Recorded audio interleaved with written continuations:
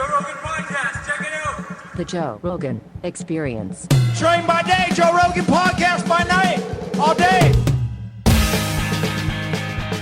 Good to see you, man. What's happening? Good to see you, Joe. With a nice stack of books here. What do we got here? Government Cheese, a memoir. Is this your memoir? This is my memoir, yeah. Exciting. Of my 27 years in the wilderness. And put your ass where your heart wants to be. That's sort of like a War of Art type of book, as you can tell from the size of it and everything. After writing The War of Art, because you also wrote Turning Pro, right? Yeah, and a few others. Yeah, but along the same vein. Yeah. You just felt like you have more to squeeze out of that. It's like it's such an important subject for artists and for creative people. I mean, that book, The War of Art, changed so many people. Let me ask you, Joe, why did that resonate with you?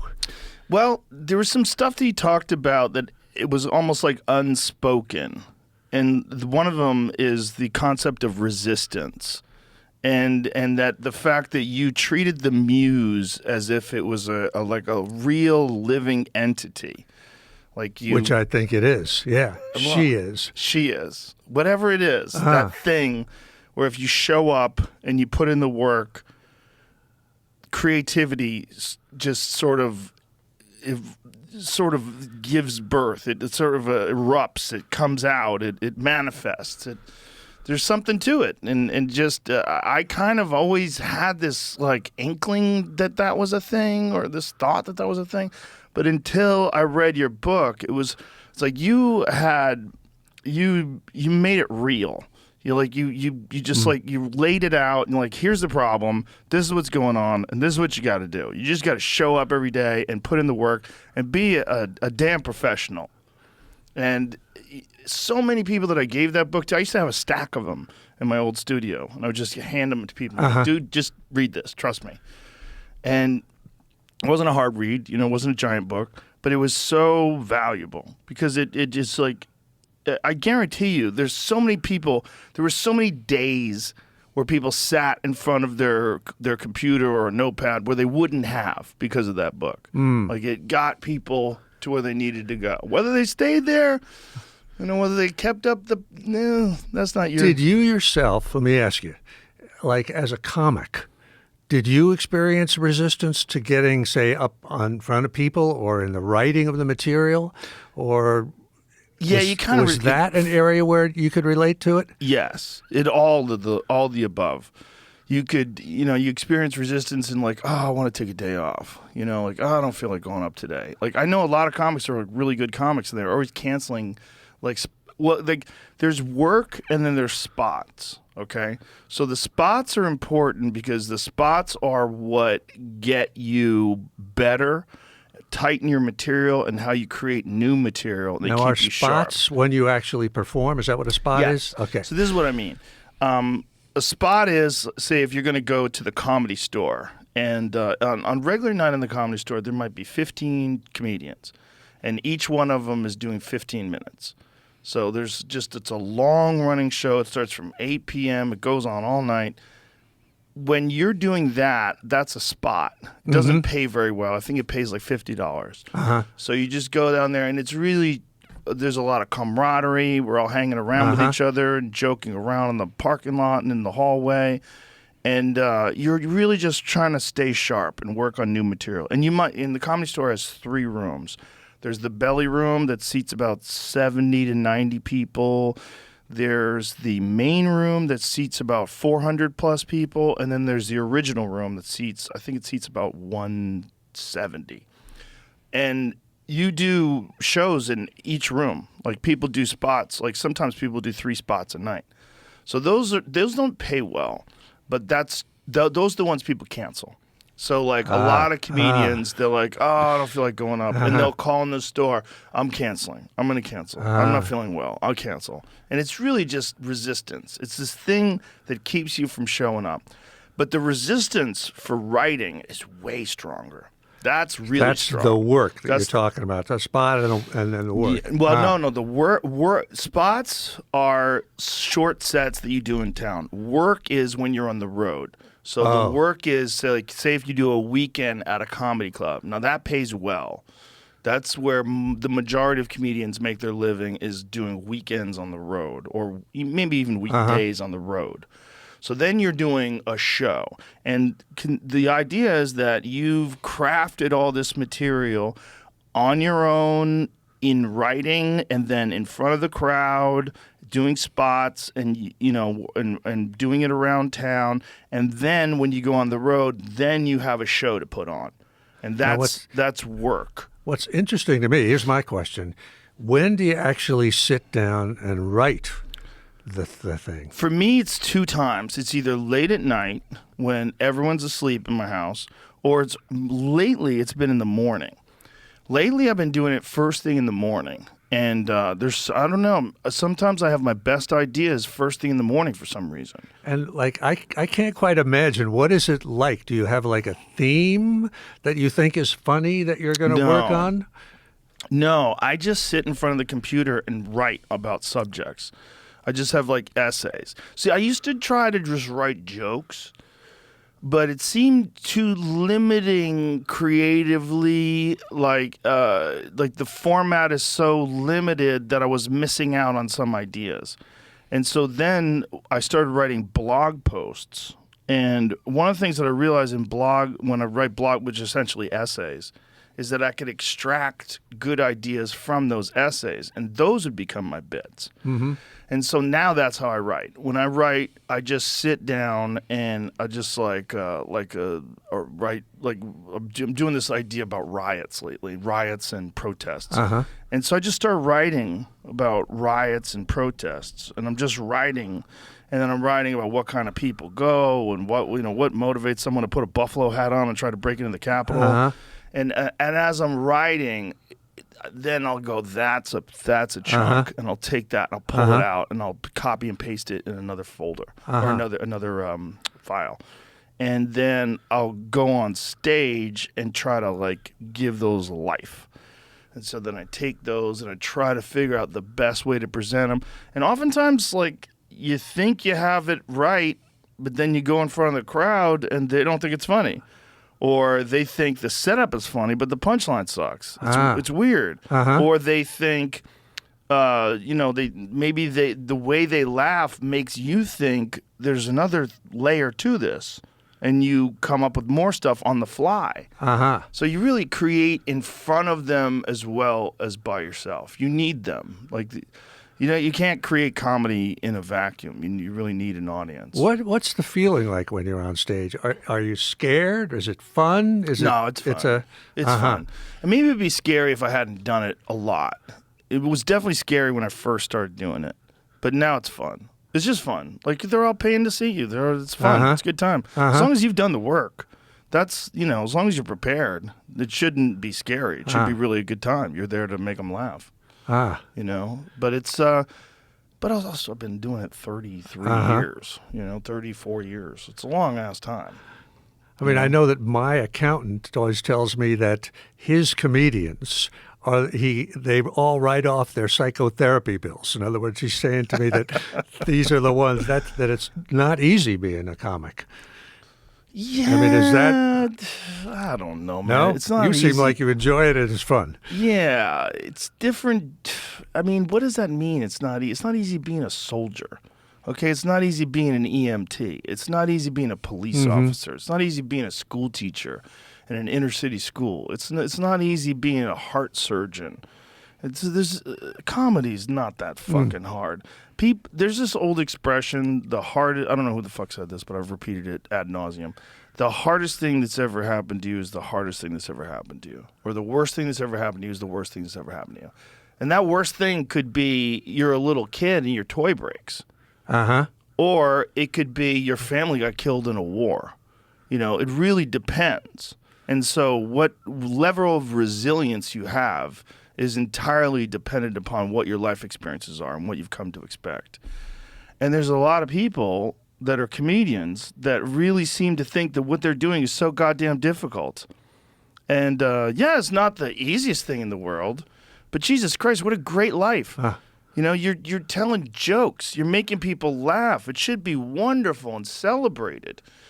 But a lot of them they do a really poor job of mental management and of like assessing their own like psychological issues and coming up with like real methods of mitigation. So why do people bail out on the nights that they're not Resistance. It's they're afraid of bombing. They're afraid of getting up there and no, they're just not being pros. That's really what it is. It's like that's one of the reasons why your book resonated so much. It's because like it's just there's a thing that you described that you just nailed it and you called it resistance. But there's this feeling that you just don't want to sit and write. You don't want to work. You know, like when I get in front of my computer, there's like an urge of like, hey, let's go see what's in YouTube. Hey, let's go fucking roam around on. Let's go to dig.com, see what the wackiest stories are. Let's go to CNN. And, you know, that is part of the resistance. Like, it keeps you from just sitting down and working. And I don't know what that is because you know in the back of your head that if you do the work, you'll have more ideas. If you have more ideas, you'll have more material. If you have more material, you'll be able to pick the best material and your show will be better. And then the audience will have a better time. Your career will go better and all these things. And yet that doesn't matter, you know. I mean, you still feel it, right? Yeah. And it's totally universal, I can tell you, from the emails that I get, from the letters that I get. And it's not only is it universal and that everybody experiences it, but they all seem to experience it with the same script. You know, you're not worthy, you're too old, too young, too fat, too thin, whatever.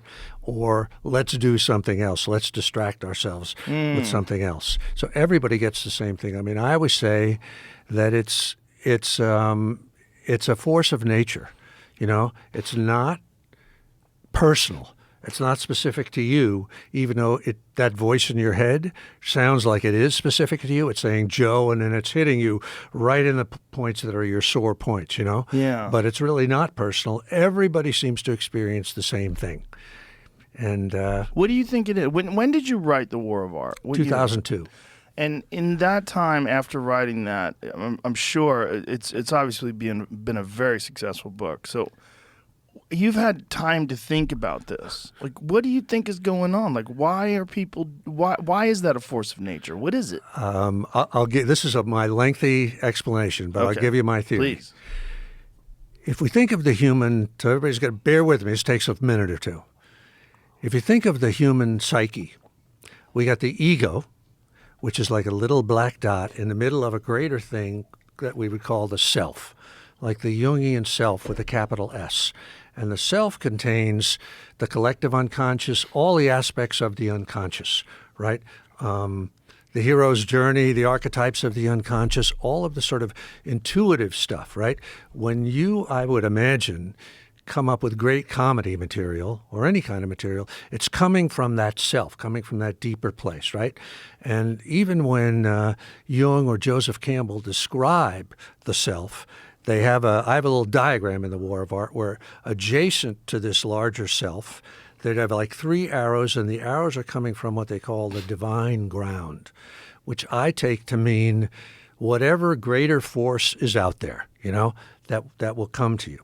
So this is a long way of saying that the ego, which is, right, your I part, the part that identifies with this body and with the ego wants to be in control, right? The ego is where you drive down to the store, you get it, whatever it is, right? But when you're trying to tap into that greater intelligence, like if you're writing, if you're trying to come up to, if you're a musician, if you're any kind of creative person, you're trying to surrender to that self, to that greater self. And I feel like the ego hates that. The ego knows if you make that shift to identify with that greater self, then the ego is out of business.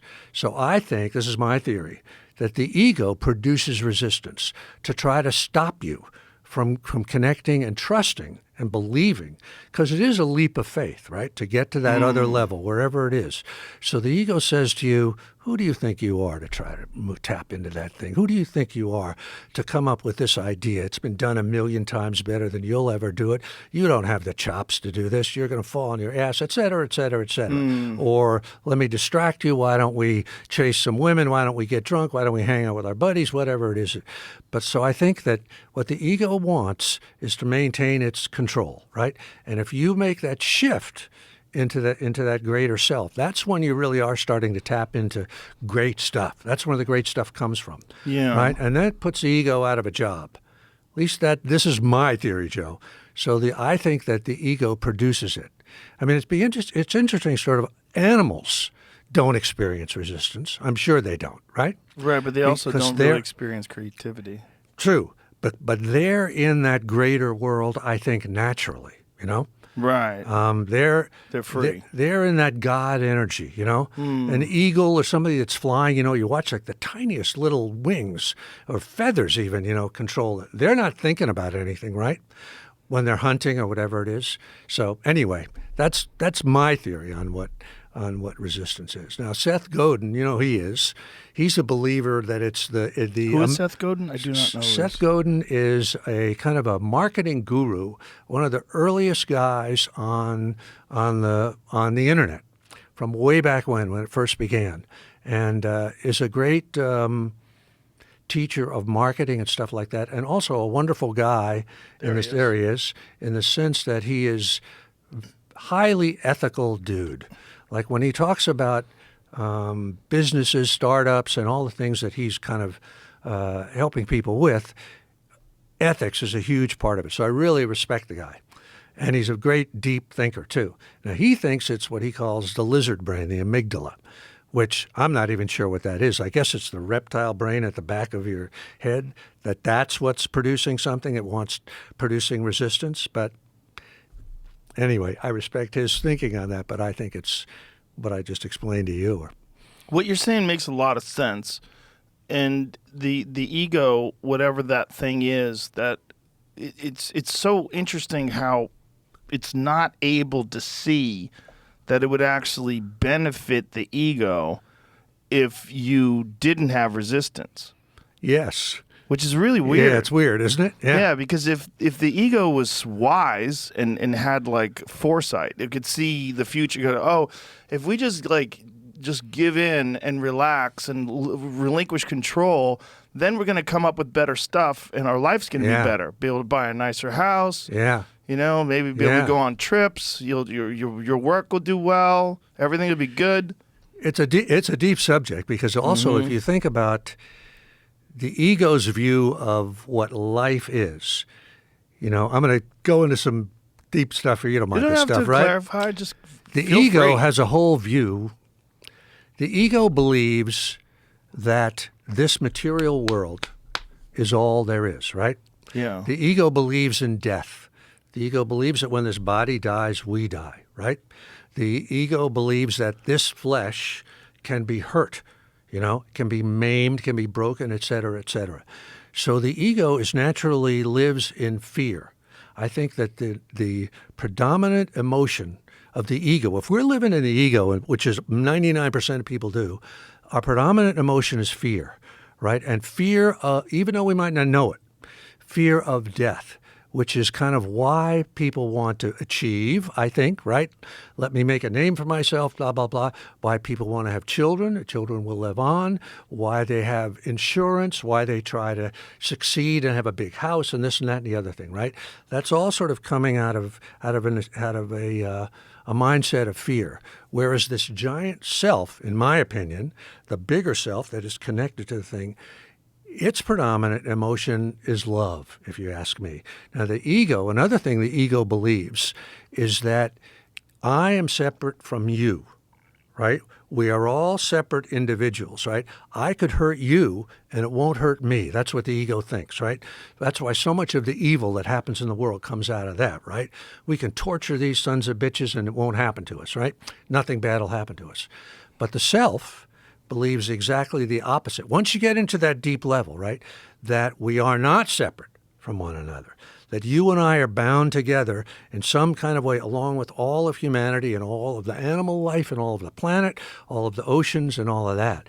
And so the predominant emotion in that self is the emotion of love. So the ego, this is my belief anyway, the ego being centered in fear is going to try to hang on to what it's got, right?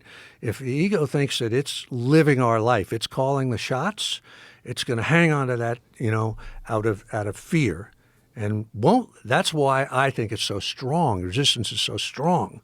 When the closer you get to moving into that self, into that greater space, like if you're sitting down and trying to write a novel, and you get into a kind of a flow of it, that's what the ego is really afraid of, because it's such a kind of empowering and intoxicating experience.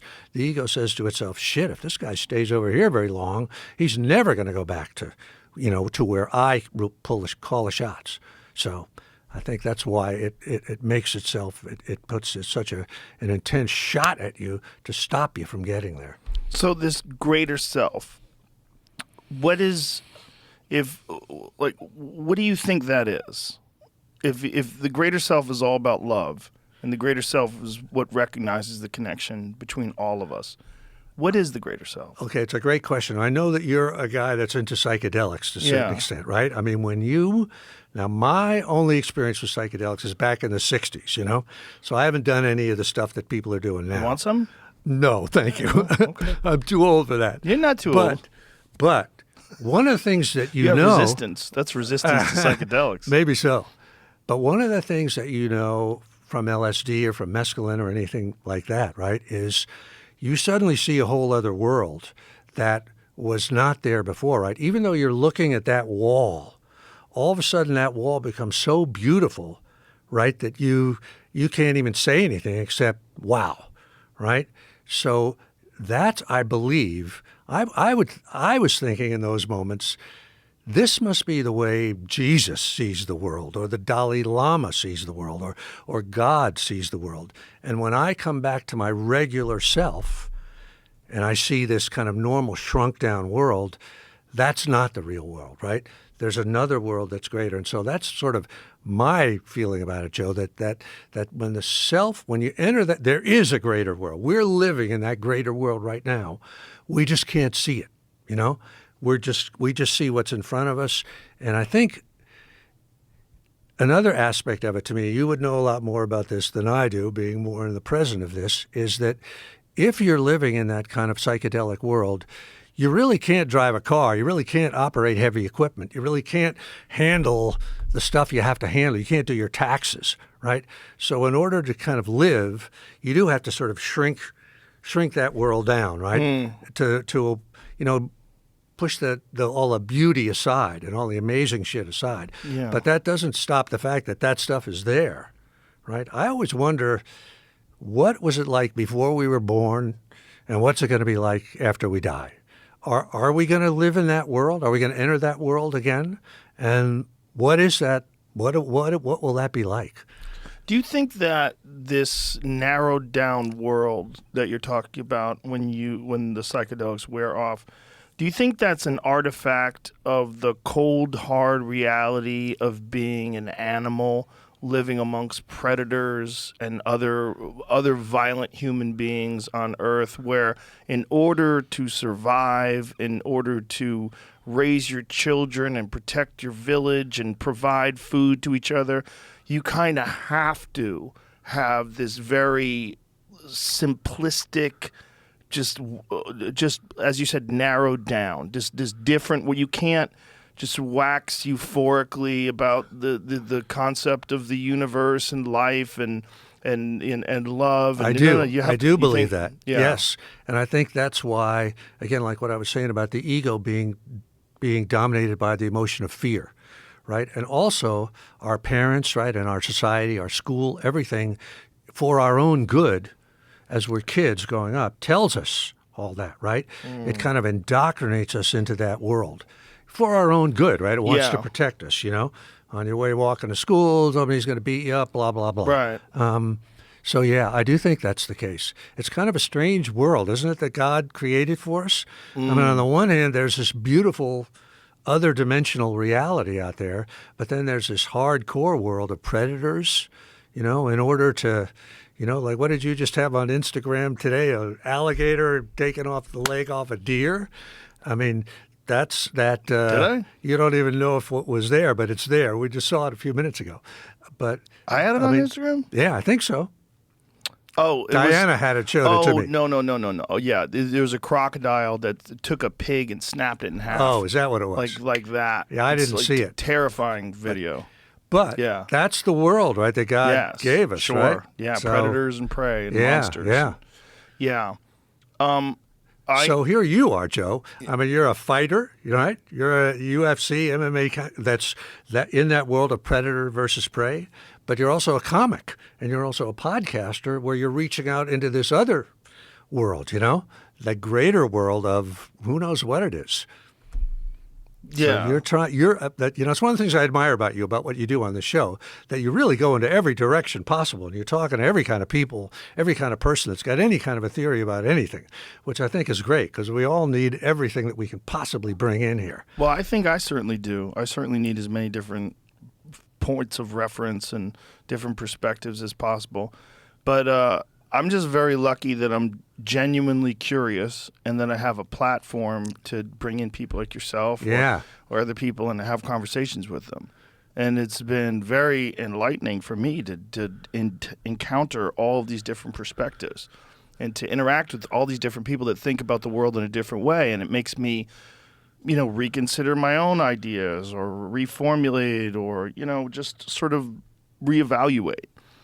You know, and I think people can be very rigid in how they view the world and very rigid in how they, the rules that they set for themselves and for other people. And because it allows you to, when you have less options, you have less things to think about. And sometimes you can be more successful that way. There's a lot of people that do things very rigidly and they've found great financial and, physical success doing it that way.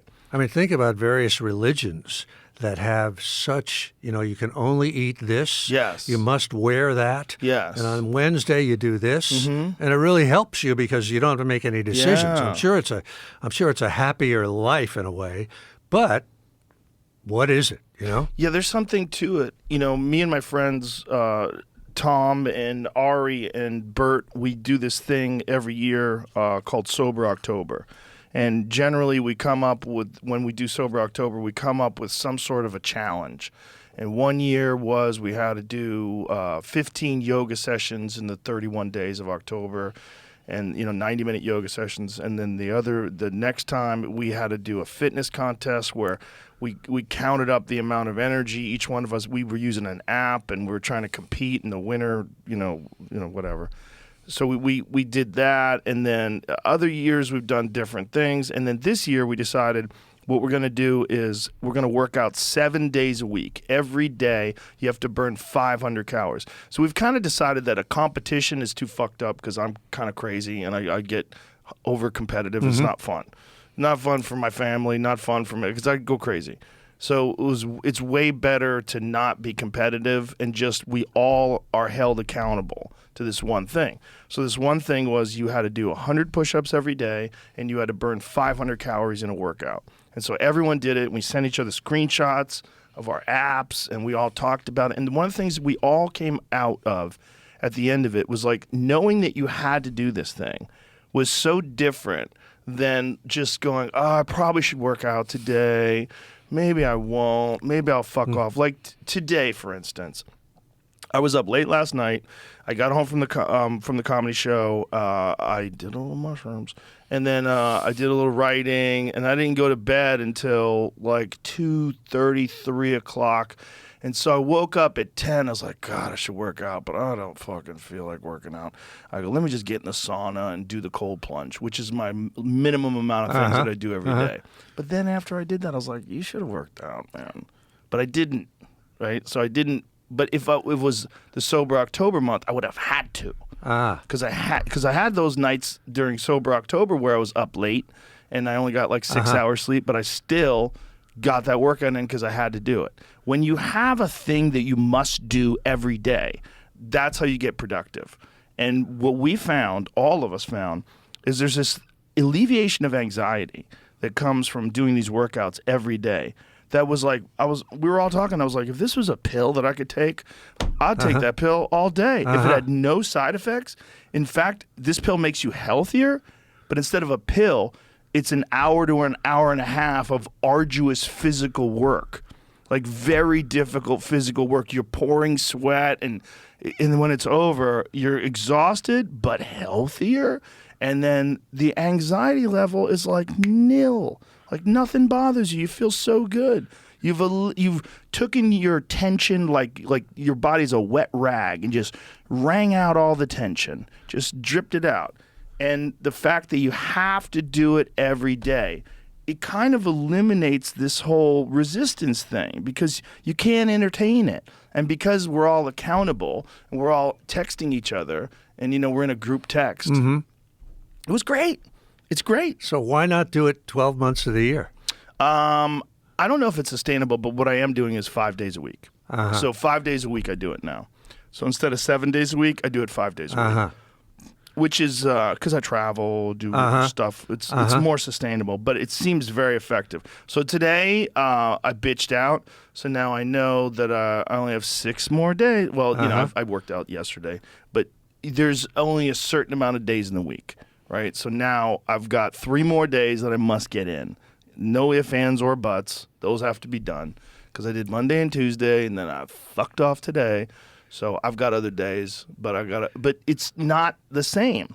If you're doing it every day, like if it's a religion, which is why I understand why people would get up in the morning and you have to pray. Get up in the morning, face the east, get on your hands and knees and bow. There's something to that hijacks all of that resistance shit. All of the things that hold you back from finding your greater self. All the things that hold you back from accomplishing your true potential in this life. Yeah, and I think what that is to me is an exercise, like a ritualistic exercise in overcoming resistance. Yes. And in getting into that greater place, right? Yes. When you say wrung out, you're wrung out of every ego thought, right? You're wrung out of all your negative thoughts, right? You're not being jealous of anybody else. You're not being competitive of anybody else. Yeah. So I'm sure that I'm not a meditator, but I imagine that's what that's all about, right? You get up every morning and you center yourself and you do all that sort of thing, and you get to that place. So I'm a total believer in what you're talking about, Joe. Yeah, I think that's probably with people who have whoever the original writers of various religions, the way they crafted it. I think all of those rules and regulations and not just keeping society order, but keeping you ordered, like keeping your mind ordered. Like they knew there was something. Yeah. There's like a disconnect between what you can do and what you're going to do. Yeah. What your potential is, and where you're going to actually find yourself fall. Yeah. They know there's a devil out there. The devil's, I would call it resistance, but it's those negative thoughts that you can spiral into, right? And nothing good ever came out of that, No. It's hate the other guy, create the other and hate them, or take our own selves down. I mean, I fight it myself. I'm lying in bed in the morning, and those thoughts come to my mind. I mean, I don't know if are you familiar with Paramahansa Yogananda's stuff at all? No. From Self-Realization Fellowship. I mean, he's one of the great gurus. He actually died in like 1952 or something like that, so he's not a contemporary dude. But one of the things that he says is when you wake up in the morning, get out of bed right away. Do not lie there thinking any kind of thoughts, because those thoughts only are negative and are only taking you bad. He says, get up, start your day. And I'm definitely a believer in that too. Why are they negative when you wake up and you just lay there? Why do you think that is? I don't know where it is, but somebody asked me, when in your day do you first experience resistance? And my answer is the minute I open my eyes. It's right there, which is also really interesting. And I don't know the answer to this. If you think about the sleep state, whatever that is, there's no resistance in that state.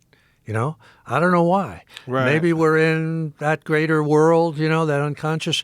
It's only when we come into consciousness, all of a sudden that resistance thing is there. The devil is there. Those shitty thoughts are there. Those negative thoughts are there, which is why like your Sober October is really let's do something to counteract that shit right away before it grabs us, you know, or even if it has grabbed us from 6 o'clock till 9 o'clock, now we're going to work out and we're going to do our thing and we're going to overcome it, which you can overcome it. Thank goodness. It also has that aspect of religion where you're all in it together.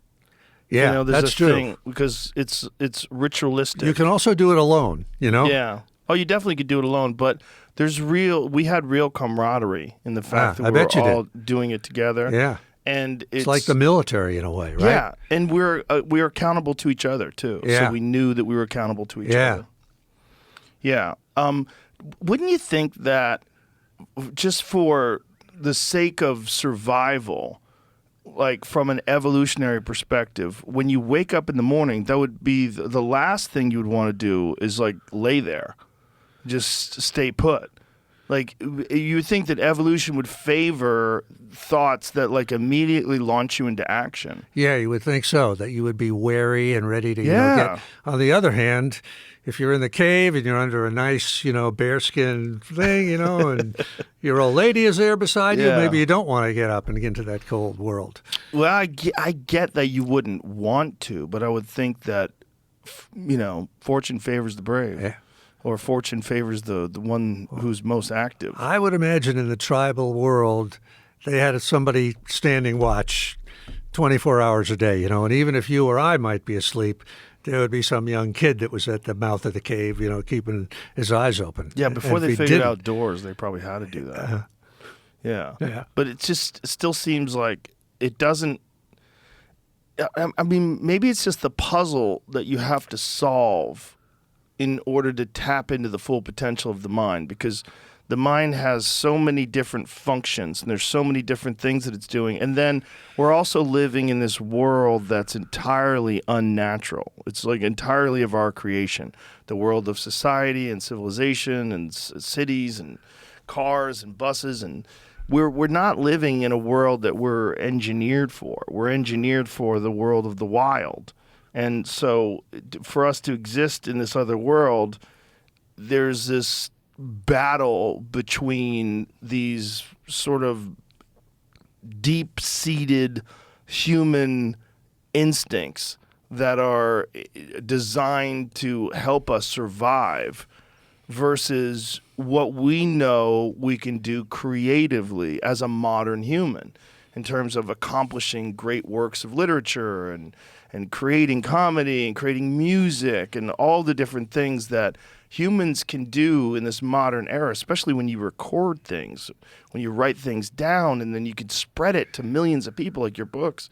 Like it's really an extraordinary ability that didn't exist until fairly recently in human history. Yeah. So like we're not really designed for these thoughts and No, feelings. it's like where you have two separate selves, right? We Yeah. have the animal self, that's the evolutionary self. We're still cavemen, right? Yeah. We still have the same things, but yet we have this other potential. Let me ask you something, Joe. Like, where do you see yourself in 5 years or 10 years? Or let me put it a different way.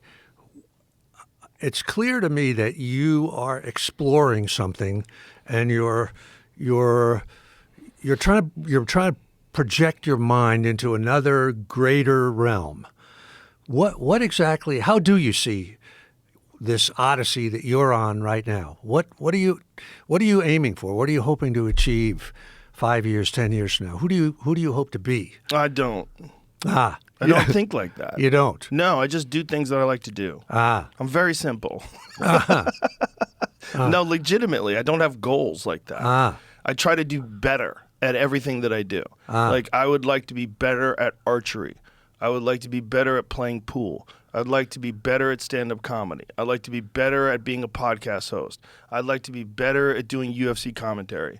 So every time I do a thing, I assess my performance, I think about it, I write things down, I work hard at it.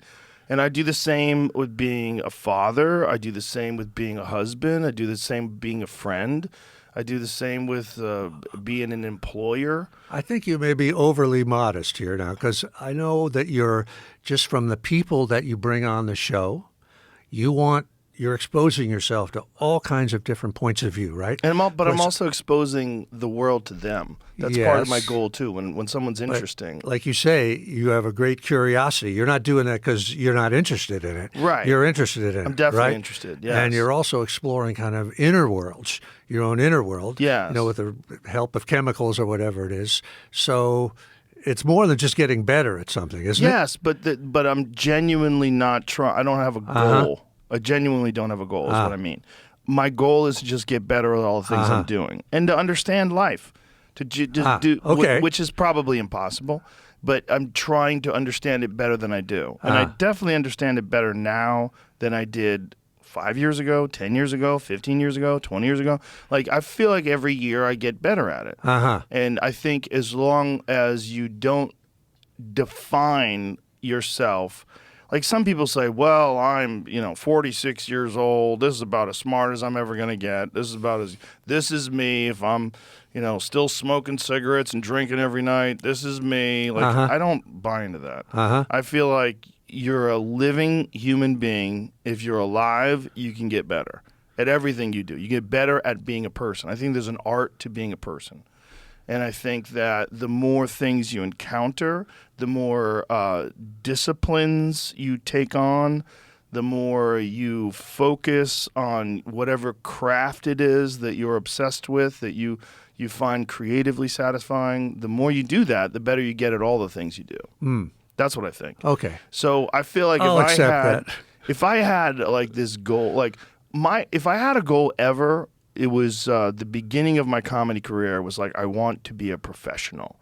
I want to be able to make a living telling jokes. Because, me and my friend Greg Fitzsimmons, we started out at the same time, like a week apart from each other in Boston. And we would sit around and we'd talk, man, imagine if you could just pay your bills doing stand-up. Because he was working in catering and I was driving limos. And we would get together like after shows and just hang out, maybe, have some dinner or something. And we'd be just like, oh, someday, man, imagine that. Just being just nothing but a comedian. Like, that's how you make your living. That would be so amazing. So that was the only goal we ever had. And then once that, like, the idea of a career seems so preposterous. Like, what career?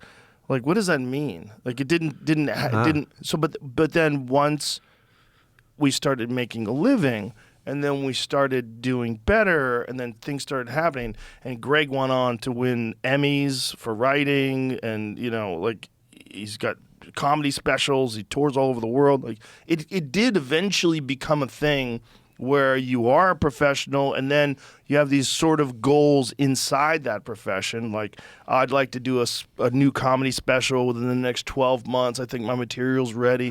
So we talk like that, but I don't ever say, like, in 10 years I want to be this and that, and in 15 years I want this. I don't think like that. I just keep going. I keep on trucking. That's what I do. I'll tell you what I feel about that, how I feel myself. I go from project to project, at least from the time that I finally actually was able to make money as a writer and be a writer. I go from one to another, and each one is like an actor that's cast in a movie or something like that, where you're in that world completely, in that lane completely while you're doing it. And I never know what the next one is going to be, but that's sort of, I'm a believer in a higher dimension of reality. I'm a believer in the muse, as we were talking about earlier.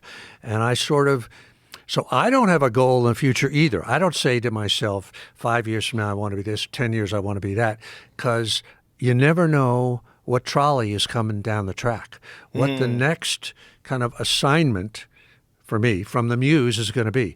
What's the next book that's going to be? All I know is I'm on the lookout for it. I'm waiting for the cosmic radio station to send me a message, and then I'll do that. So if at any point in my writing career, if you had asked me what I would be doing 5 years in the future, I would have been completely wrong if I had ever completely wrong. So I never know what's coming up ahead, but I do know, just like you, that you can't stand pat at any point, then you start getting old. And then you start going, down the grease thing, yeah. But I think as long as you're still following that impetus, that creative impetus, whatever it is, which is scary, right? It's always a risk. You never know what's going to happen. Then you're okay. Yeah. So that's all I want to do is be able to keep doing that. That's if I make any money, I say, okay, that's enough so that I can keep doing it, And I never would have thought that when I was 20 years old or 40 years old. But that's how I feel now. What would you have thought then, you think? Of course, then I was struggling. I was just trying, Right. like you were just trying to, stop, driving a cab for a living, Yeah. I think projects are really important for people because things to concentrate on that's like a solid, tangible thing. Yeah, it's like your sober October. Yeah. Or a book, right? Or Yeah. a comedy special, or I think if people just have sort of open-ended things and just like, I'm trying to eat healthy, I'm trying to lose weight. Like, how are you trying to lose weight? Like, what are you doing? Yeah. Specifically, like, what's the program you're on? Yeah. Like, show me the program. Well, I try to get to the gym more. I try. No. Every fucking day, show me what you're doing. Let's go. Show me what you're doing. Like, let's form a real program. Yeah. And if you do that, then you see the real changes. That's when you see people lose like 100 pounds and start getting really healthy, or write a book. You're like, you finish the book, and then you read the book, like, holy shit, this is great. Yeah. Because you realize they had a goal. They got together with that mindset, and they went to work. And if you just kind of dilly-dally and you don't have a very specific goal and direction, it's very hard to make real headway. It's very hard to really accomplish a thing. The other thing to me, I'm just speaking for myself, is it's not enough to have just a generic goal, a goal that anybody else could do, like I'm going to lose X number of pounds or I'm going to do that. I think it needs to be something creative that's coming from with you that only you could do, even if it's a business, if it's you're going to design motorcycles, you're going to build a motorcycle, whatever it is, because then when you have a project like that, like a book, right? You're going to write a book, right? That book has a life of its own, or you make a movie, or you start a business, or whatever it is. That thing has a life of its own, and particularly if it's coming out of your heart and your inner self. Like for me, or for anybody that writes a book, nobody else could write that book, whatever it is. You're in your own lane, tapped into something that's coming from you, from your deepest self, And as the weeks and months go by, shit comes into you from all kinds of places that you never knew you had in you. And that's an amazing experience, And by the end of that book, you look at it, you go, I wrote that. Or you even say to yourself, that's not me. Where did that come from? But it is you because you did it. Or if you start a business and suddenly it becomes, whatever it becomes. I think it's more important than just something generic, like, lose weight or something like that, or run a marathon. Not that there's anything wrong with that, but if you can pull something out of your own heart, out of, that really lives within you, that's tremendous. And the other thing I'll say is, at least in my experience, when a book comes along and I sort of get the orders from the goddess, it's always a surprise to me, the subject matter of the book, Like my first book was about golf, right? The Legend of Bagger Vance. Yeah. Then what came after that was Gates of Fire, book about the 300 Spartans at Thermopylae. I would have never have thought of either of those books coming out of me. Those subjects it wasn't like I dreamt of that my whole life. So I say to myself when that happens, where's this coming from, What is this all about? Why did that come out of me, followed by that?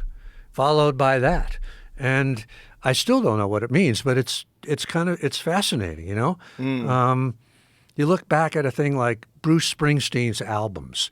If you could, write them all down on a page, you go, why did that come after, Tom Joad and, The River, or The Darkness at the Edge of Town, and how did they?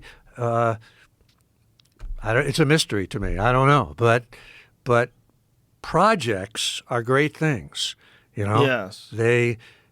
Because they really show you who you are. Yeah.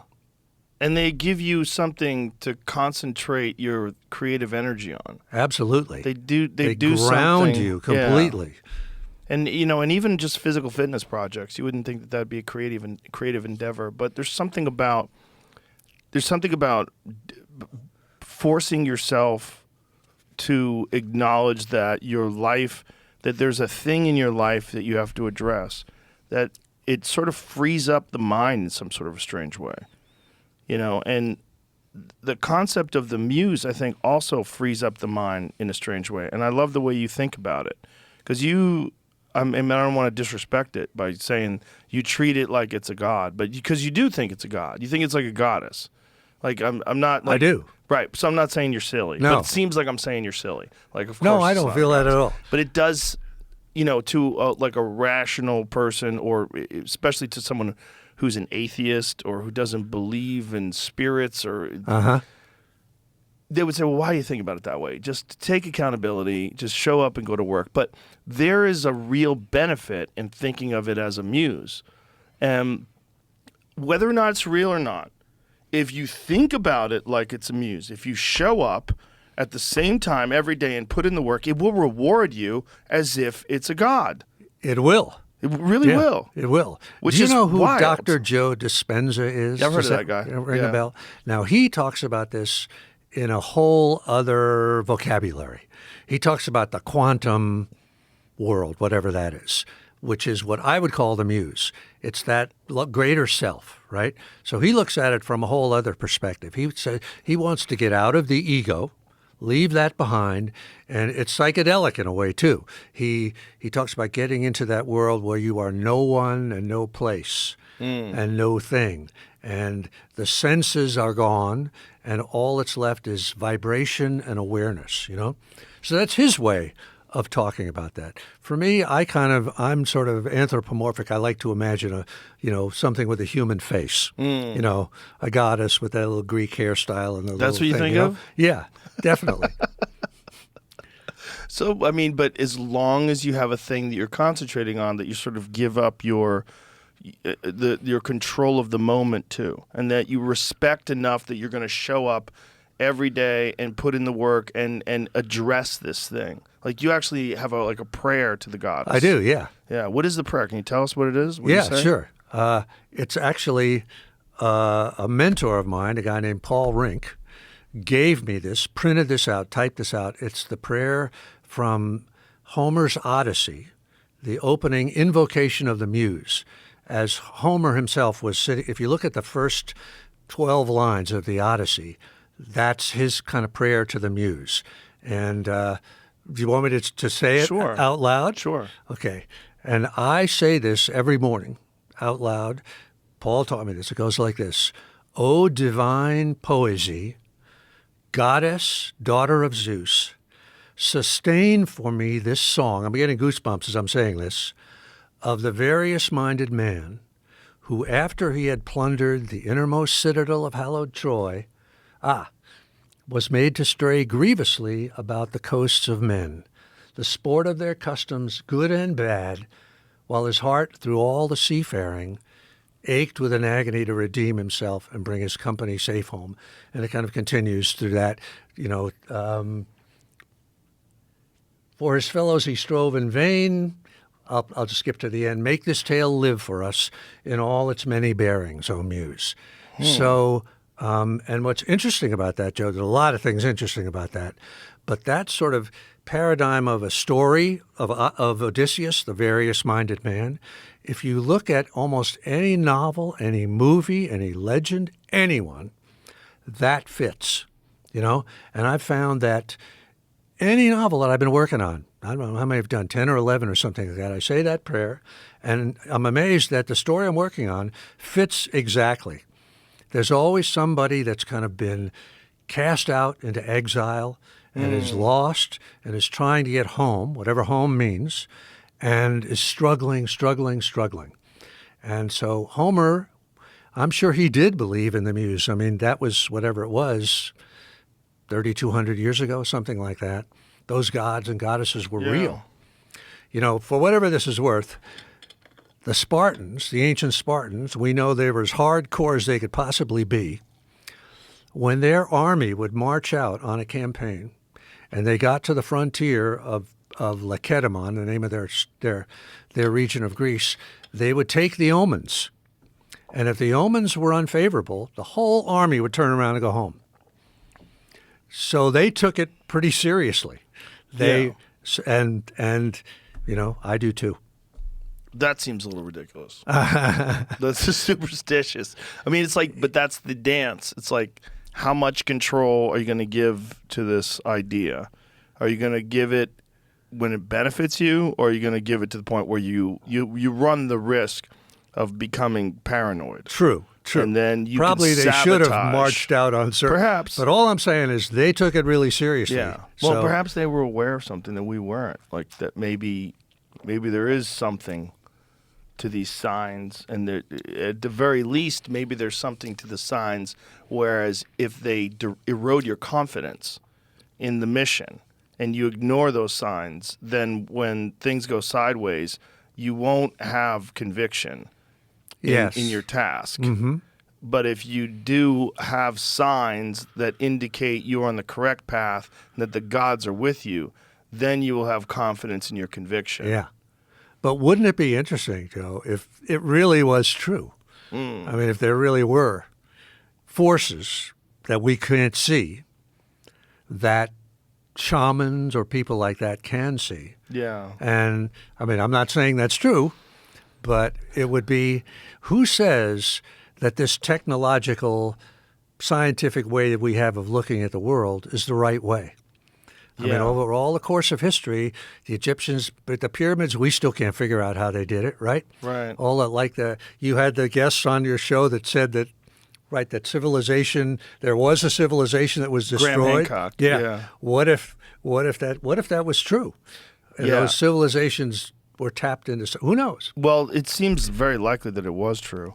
I don't know if you've seen his Netflix series. It's out now. It's really amazing. I haven't. What's it called? It's called Ancient Apocalypse. Ah, right. And it is all about all of the evidence that points to a lost civilization that was most likely destroyed by a thing called the Younger Dryas impact theory. Ah. The Younger Dryas impact theory was somewhere around 12,800 years ago, we encountered comets, and they slammed into Earth and probably wiped out most of civilization and reset human history. Ah. I mean, And I'm that's why the open evidence, to an idea like that. Well, there's real physical evidence. Uh-huh. It's an interesting idea, and for the longest time, when he wrote the first book, which was Fingerprints of the Gods, he was widely criticized for it and dismissed as being, a charlatan and a crazy person. But now there's a lot of real physical evidence in the form of ancient structures, and then also in the form of when the comets made impact, when they do core samples and they look through the Earth, at that same time period, they find high levels of iridium, high levels of nanodiamonds that are formed when things impact the Earth with great force. So there's a lot of the iridium thing is like it's very common in space and very rare on Earth, and there's a nice layer of it around 12,000 years ago. Which is also the end of the Ice Age. And they think that the Ice Age ended because comets slammed into the ice caps and melted everything almost instantaneously, causing massive floods. And those are the floods that were talked about in stories, like the Epic of Gilgamesh and Noah's Ark. And I mean, many, many, many ancient cultures have these catastrophe myths. And he thinks that that's what those all came from. That they all come from a very true thing. Yeah. So we're talking about things that we can't prove, like like the flying saucer up there. Yeah. That maybe they are. There's something to that. Yeah, well, Jung had theories about like what flying saucers were too. That they're manifestations, I think, of the human mind, and that might be real too. Like whatever this idea of like a solid world that you can only measure and put on a scale, Well, then why is it that when you do call to the muse and you do put in the work, why are you rewarded? Is it simply just a matter of because you disciplined yourself to work? Or is there something in giving up control to whatever it is that causes people to have wonderful ideas? Like, wonderful ideas are like these little gifts. Like, whenever I have a new idea for a bit or a new punchline, it's like the universe gave me a gift. Yeah, isn't it? Yeah. Like, I have a punchline and I say it and the audience laughs so loud. You're like, wow, the universe just gave me a gift. Yeah. Like, what is that? Like, where's that coming from? Yeah. I could say, oh, it's just me in my mind. But there's a benefit in some strange way to saying, no. You're just showing up. You're showing up and you're getting out of the way. You're getting out of the way, and then the stuff comes through you, and then you write it all out. I mean, we're kind of talking about, to me, the greater self or the unconscious or that thing. I mean, what is it like?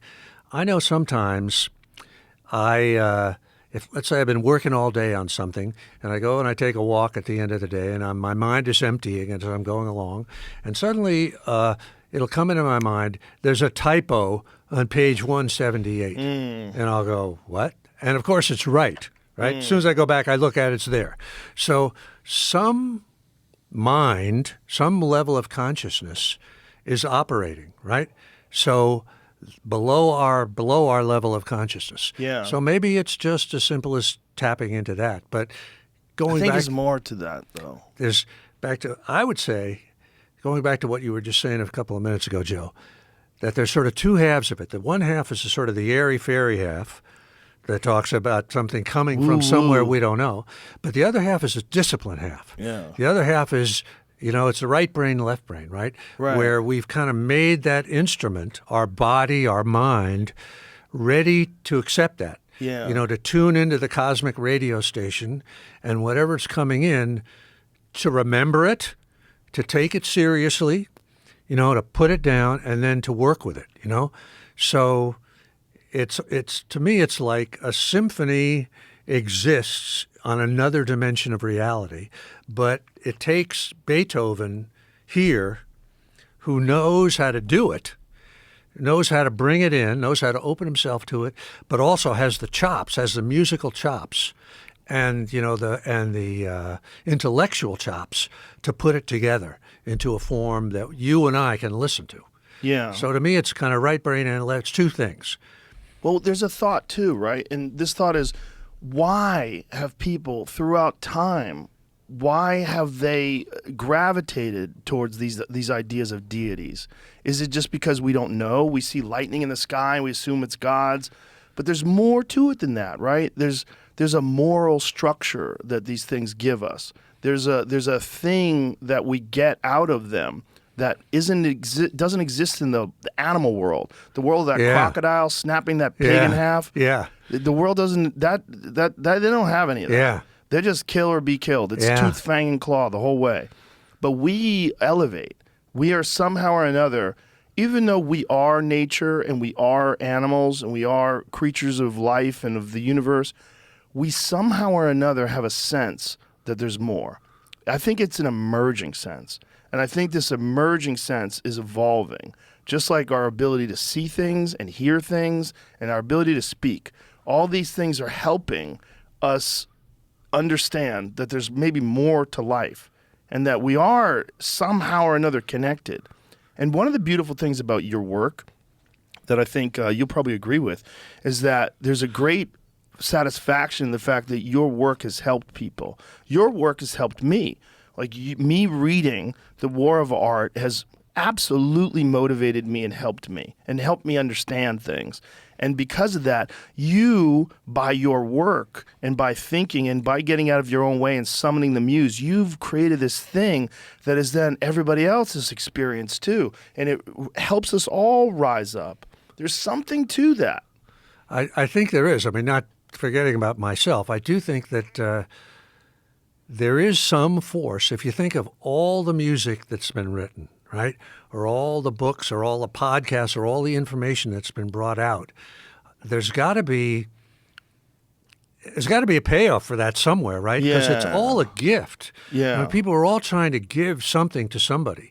And a lot of that gift is the alleviation of pain, I think, of broken hearts, of fear, of self-destructive things that you read a book or you listen to a piece of music and you go, I'm not alone. I'm not the only person that's dealing with this shit.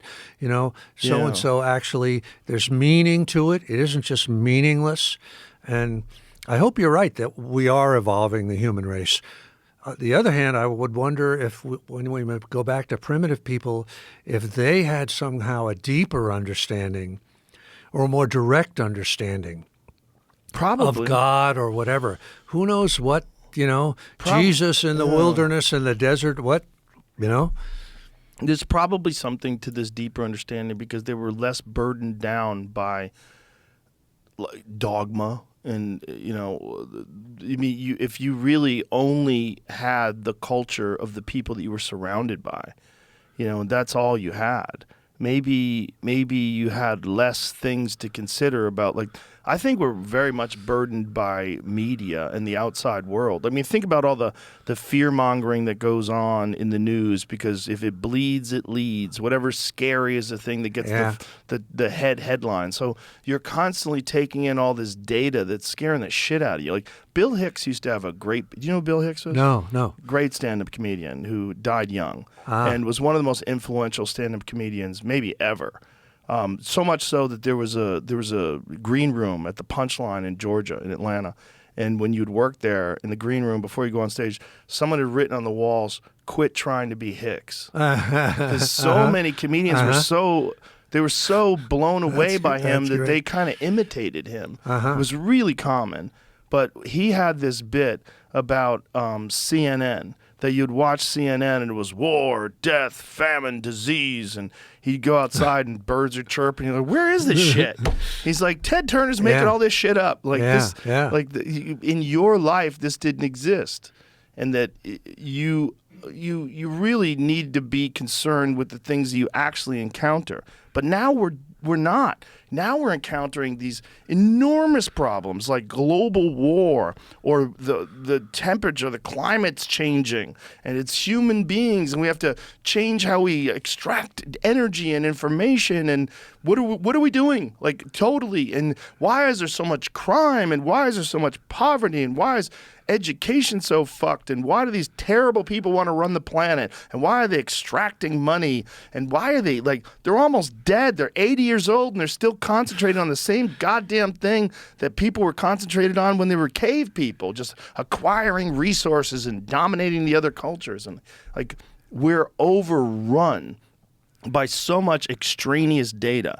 And I think that if we were not, and we were living in these sort of tribal environments, I think it's more in a line with a natural way of life, and maybe being more in line with a natural way that the human animal evolved to exist in, that maybe you have more freedom to think about the very source of life, the very source of these thoughts, the source of love, the source of creativity and of progress and what all that means. Yeah, I think of sometimes 10,000 years ago, the first yogis in the Indus Valley or wherever the hell they were, right? Where they had infinite time, you would think, right? They were okay, and they could just work postures and poses and study, what happens when you release this little muscle here and when your spine is aligned in exactly the right way. And they had generation after generation after generation, right? Father to son, mother to daughter, whatever. What did they get to? The energy coming up the spine, the chakras, where does all that? I have no idea what that is. I just have a kind of a layman's knowledge of that. But think about hundreds of years of doing that, of just focusing inward, or the great, meditating people that would get, God only knows where they got to. Yeah. And it's, no CNN, nothing to distract them. Yeah. It's, and the other thing the news, CNN and all that sort of stuff, is really the voice of resistance. You couldn't define it more, than what's coming out. It's all fear, fear, fear, fear, fear. It's all us versus them. You're alone. I'm alone. These motherfuckers are trying to take what you've got. Yeah. That sort of thing. And because we're all weak and we give, and resistance is like our native tongue, and I'm guilty of this shit too. It comes in and I'm hooked on it. It's washing over me, and I always feel dirty when it's done. Like I need to, take a shower or get something out of that.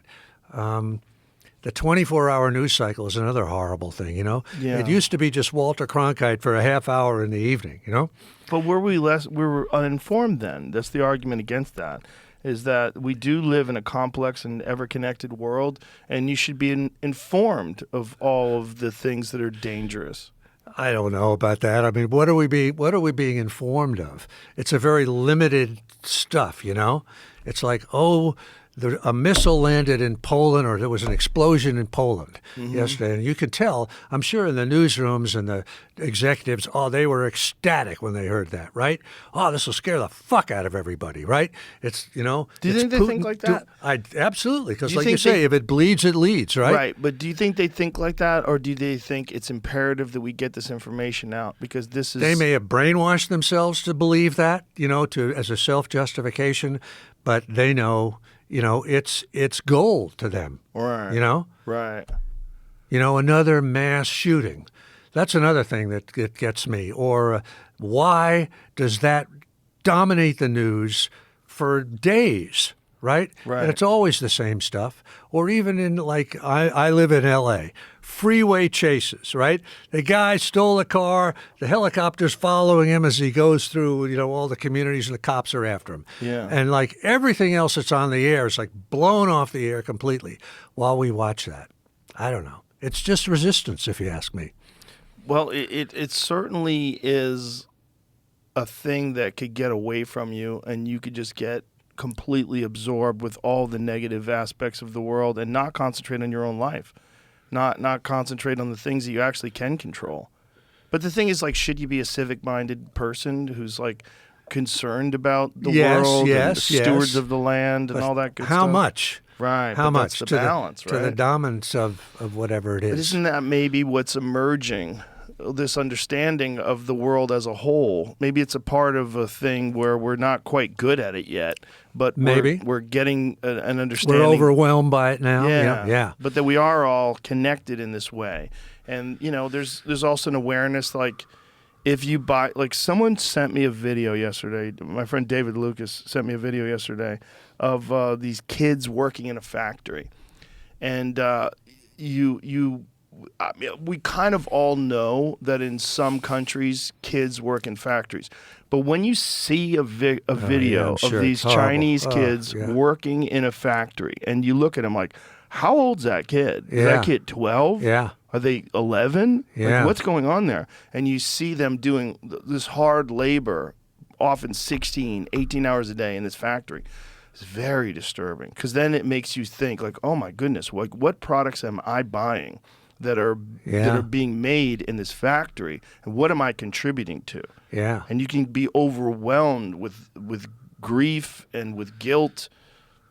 Yeah. But should you? Or should you take just be it blissfully beyond, unaware and buy your iPhone? Take it beyond that and forget about just the children. What about the grown-ups that are in factories? Or I was just, earlier today, I was hanging out with Ryan Holiday, and he was giving a talk. I love Ryan. He's a great guy. He was here just long. Yeah. He was giving a talk to a bank group at the Marriott. So it's one of those ballrooms, where there are tables, and there's probably 250, 300 people, and they're executives, men and women. And I'm thinking to myself, thank God I'm not one of these guys. Yeah. And I feel, but that is, in modern industrial society, what the fuck is that? You Yeah, know? what is that? I mean, what is that? Thank God that you have, your podcast and all your other stuff, right? You would never sit still for that in your own life. You would never do that, right? Well, I mean, And- maybe I would if I was raised that way and I fell into that path, which I think. But it's a fucked situation. Yeah. We take it for granted, right? Because we're brainwashed from day one in kindergarten, But if Plato were to walk onto this scene, or an ancient Spartan or somebody would appear, they'd look around, they go, what the fuck is this? Yeah. Let me get back to where I was, Yeah. Well, Yeah.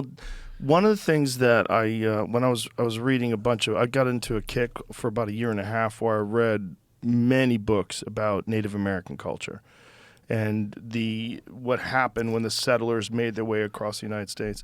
And one of the things that's fascinating is there was a bunch of people, whether they were trappers or soldiers or just regular civilians, that gave up on modern life and were incorporated into Native American cultures. They wound up living with the Native Americans. Some of them were even kidnapped by the Native Americans when they were young. Yeah. And then recaptured by the Americans and brought back to, quote unquote, Yeah. civilization. They all wanted to go back. Yeah, They yeah, all wanted to go yeah. back. To a man. Yeah. No one from that tribe wanted to join Yeah. modern civilization, but everyone from modern civilization wanted to be a part of that tribe. Yeah. Once they were incorporated in it and they lived that life for a while. There's something about it that was far more satisfying and far more. It resonated with them in a way that. And even then, I mean, this is a very primitive society. We're talking about 1860s America, but that was not exciting. That was not satisfying. That was not what they wanted to do. They wanted to live off the land. Yeah. They wanted to be traveling, Yeah. hunting Can buffalo. we go back to that? I don't know. I don't think if we can can go back to that. I don't think there's any going back. But it does seem to be the way that the human being is the happiest. Well, I think it's the way we evolved. And these human reward systems are just sort of ingrained in the fiber of our being. Yeah. And the reward systems there's a feeling that you get when you catch a fish. You ever go fishing? I have, but you I'm not good at it. You don't have to be good at it, but there's a feeling that you get when you get a big fish on the line.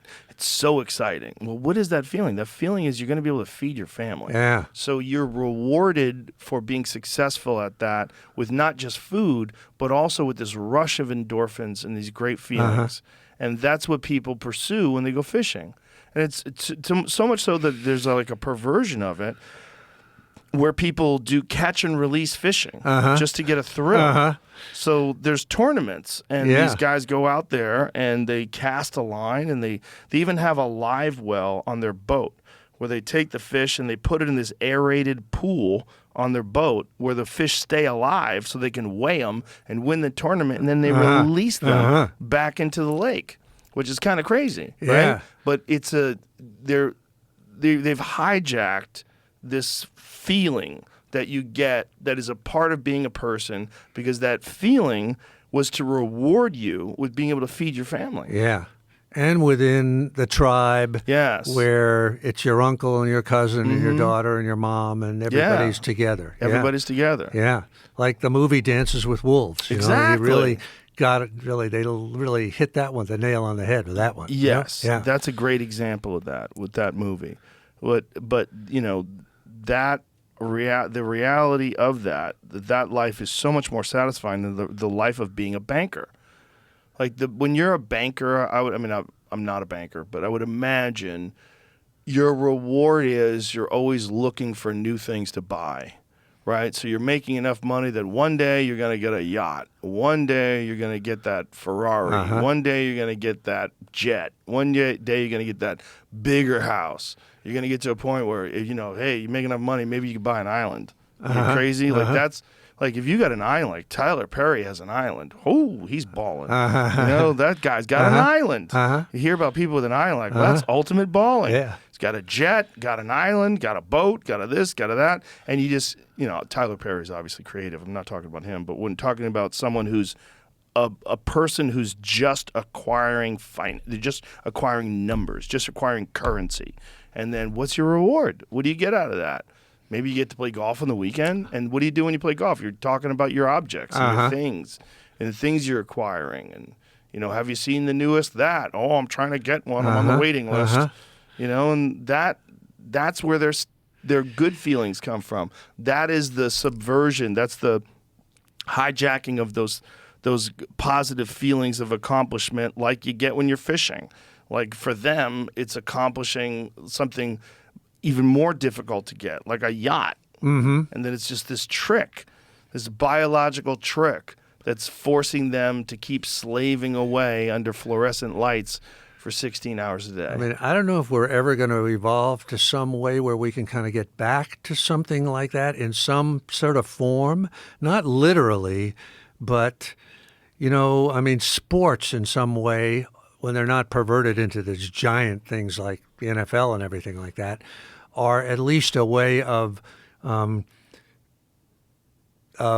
artificially acting out the chase, or the tribals, the team, we're all, that's a modern way that sort of taps into those ancient needs, those evolutionary needs. And I wonder if we can ever get to that on some culture-wide scale. We certainly don't seem to be. It doesn't seem like it. There's billions and billions of people and, Well, it seems like there's so many people that are living that way.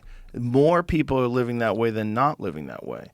If you did a survey of all the people and their occupation and the enjoyment level of their job and what they look forward to, I would imagine the majority of people do not enjoy what they're doing, and they're sort of stuck, and they're just doing a thing for money, and they don't find it rewarding. I would agree, and they probably have a hobby or a pastime or a love that they're working to be able to do whatever that is. That's the thing that excites them. They get off work and they go fucking axe throwing or something, like whatever the thing that they're into. But what is sort of interesting to me, and it is kind of hopeful to me on some level, Joe, is that there are a lot of people that are taking those individual passions and making them businesses, Like I'll go back to the idea of designing motorcycles, I'm sure that, there are guys that love making up some crazy, kind of motorcycle. They're artists, right? And they somehow find a way to have that garage and to do it. And to sell it and to make it, and usually the whole family is part of it, right? The mom, the daughters, everybody gets into it. And I think there's a lot of that going on now. It's kind of on an underground level. It doesn't get into the papers or anything. But I think that that gives me some hope. Yeah. There's a lot of kind of mom and pop people following their dreams, even if they're not, global dreams, but they're certainly dreams that satisfy the soul. Yeah, they certainly don't have to be global. If you're making motorcycles and you start doing it in your garage and then you post a few on social media and someone says, "Hey, I'd love to buy one of your motorcycles," then all of a sudden you've got a project to sell. What a feeling that must be, the first one you sell, Yeah, and then because of the internet, this is like probably one of the more positive things about the internet. Because of the internet, people can find you and you actually can move from having this very unsatisfactory job to doing something that you truly enjoy. Maybe you start off as you're making woodwork, making tables and various projects, and you post them on Instagram, and all of a sudden people want to buy them. Now you got orders. You're like, oh my God, I'm thinking of quitting the job. And then you and the wife have to have a conversation like, is this sustainable? Can we really do this? And well, I'll tell you what, let's give ourselves 6 months, and I'm going to work on it part-time on nights and weekends, and it'll be worth the sacrifice. And I think I could really get to a point where we can have a real way of life that is very satisfying. Like if you go from being a person who works in a bank, this boring, unsatisfying version of reality that so many people are trapped in, to all of a sudden you're painting and your paintings are selling and you have a gallery opening and your stuff is selling and you're like, oh my goodness, I think I can make a living painting. Like what a much more satisfying and exciting way of life that is. Yeah. I mean, I'm a believer, as you know from what I've talked about the muse and stuff like that through each of us is flowing an underground river. And that river is unique to us, and it's our creativity. Let's say it's the guy with the motorcycles, or it's a guy that wants to paint lowrider cars, that just has or design lowrider cars or something like that. And that is flowing through us. And if we don't do it, if we stay working in the bank or doing whatever it is, if we yield to our resistance and our fear, and we don't do that, that river doesn't go away. That underground river doesn't go away. It flows into another channel, flows into a negative channel, right? And it starts to fuck us up, physically, emotionally, psychologically. But if we do let it flow, and pretty soon the whole family gets involved in it, right? And we've now created this energy, which you could call God energy. It's coming from some other place, right? Is helping everybody. Everybody's feeding off of it. And I'm encouraged that there are more people doing that than I think there ever were because of the internet, like you say, because of the fact that you can find a market. You can let people be aware of what you're doing, and people will come to you and will buy your shit. So God bless everybody that's doing that. You know? Everybody that does it, don't stop. Yeah. I don't know if it's for everybody, because there's some people out there that truly don't have interests. They don't have a thing that excites them, which is very unfortunate. And what is that? Is that nature or nurture? I'm not so sure about that. I kind of believe that, maybe not everybody has like a specific art that they want to do, but they have some gift.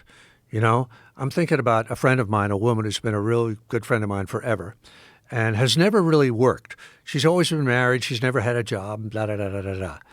But I realized watching her life that her calling is she's like one of those people that of her extended family and friends, she's the one that holds everything together.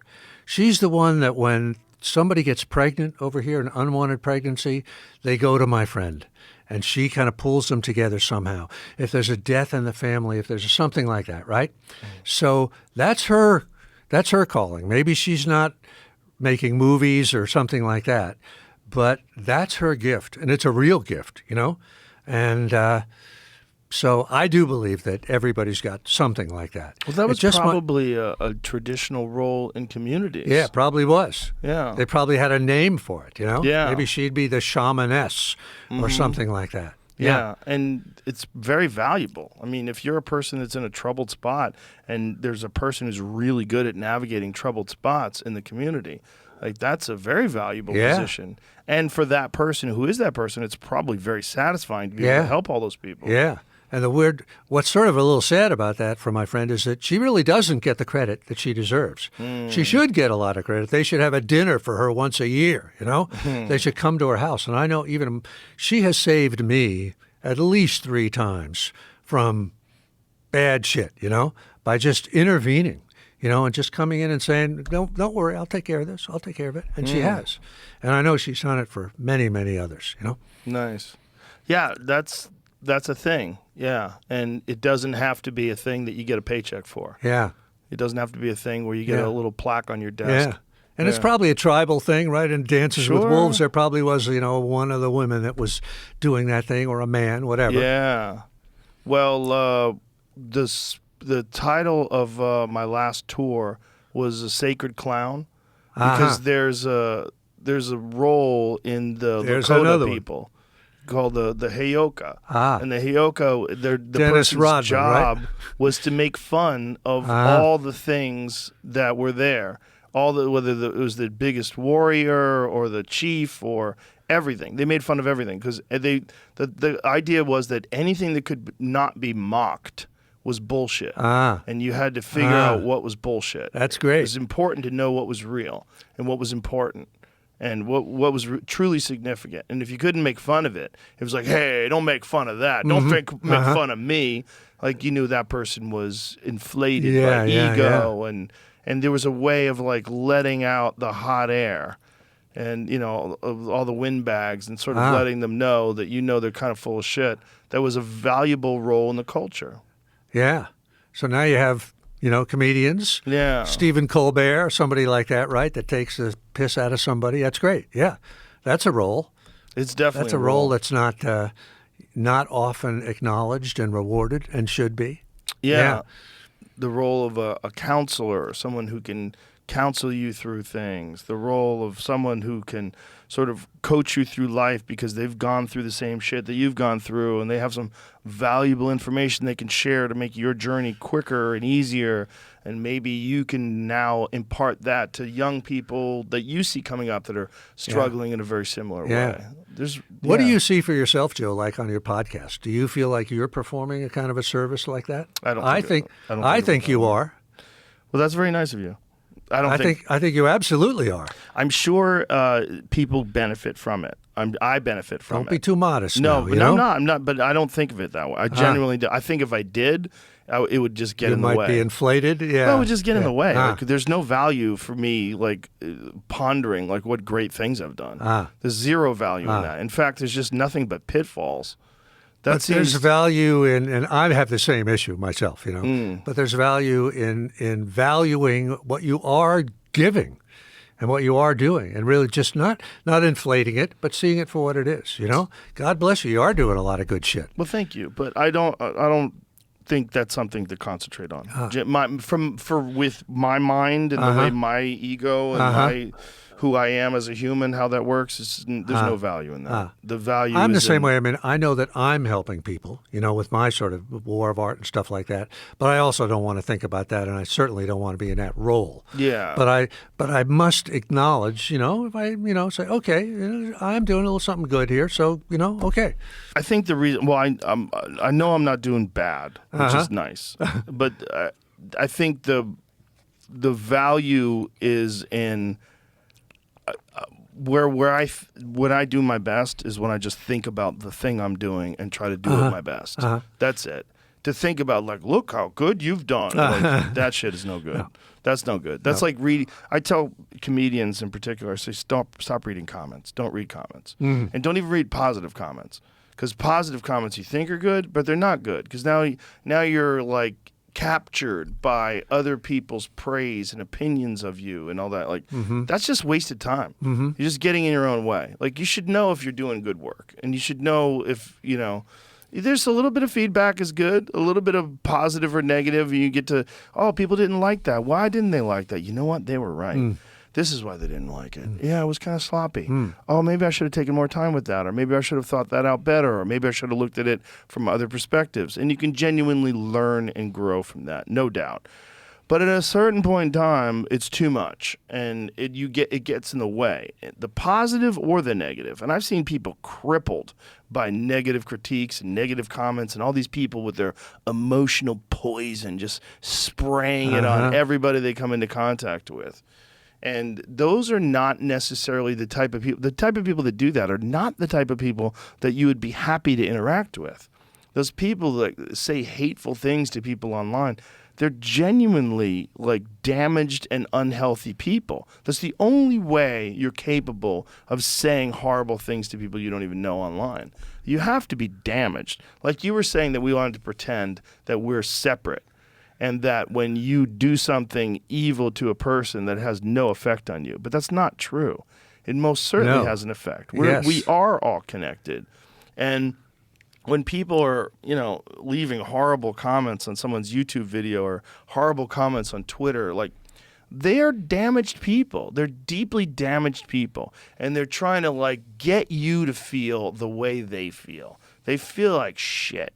So they want you to feel like shit. And you can just simply not take that in. Don't get involved in that. But also, don't get involved in the praise either. Don't start believing the bullshit and believe in your own hype. I just concentrate on doing things. I concentrate on just trying to get better. And it's nice when people show up for my shows, and it's nice that the podcast is successful.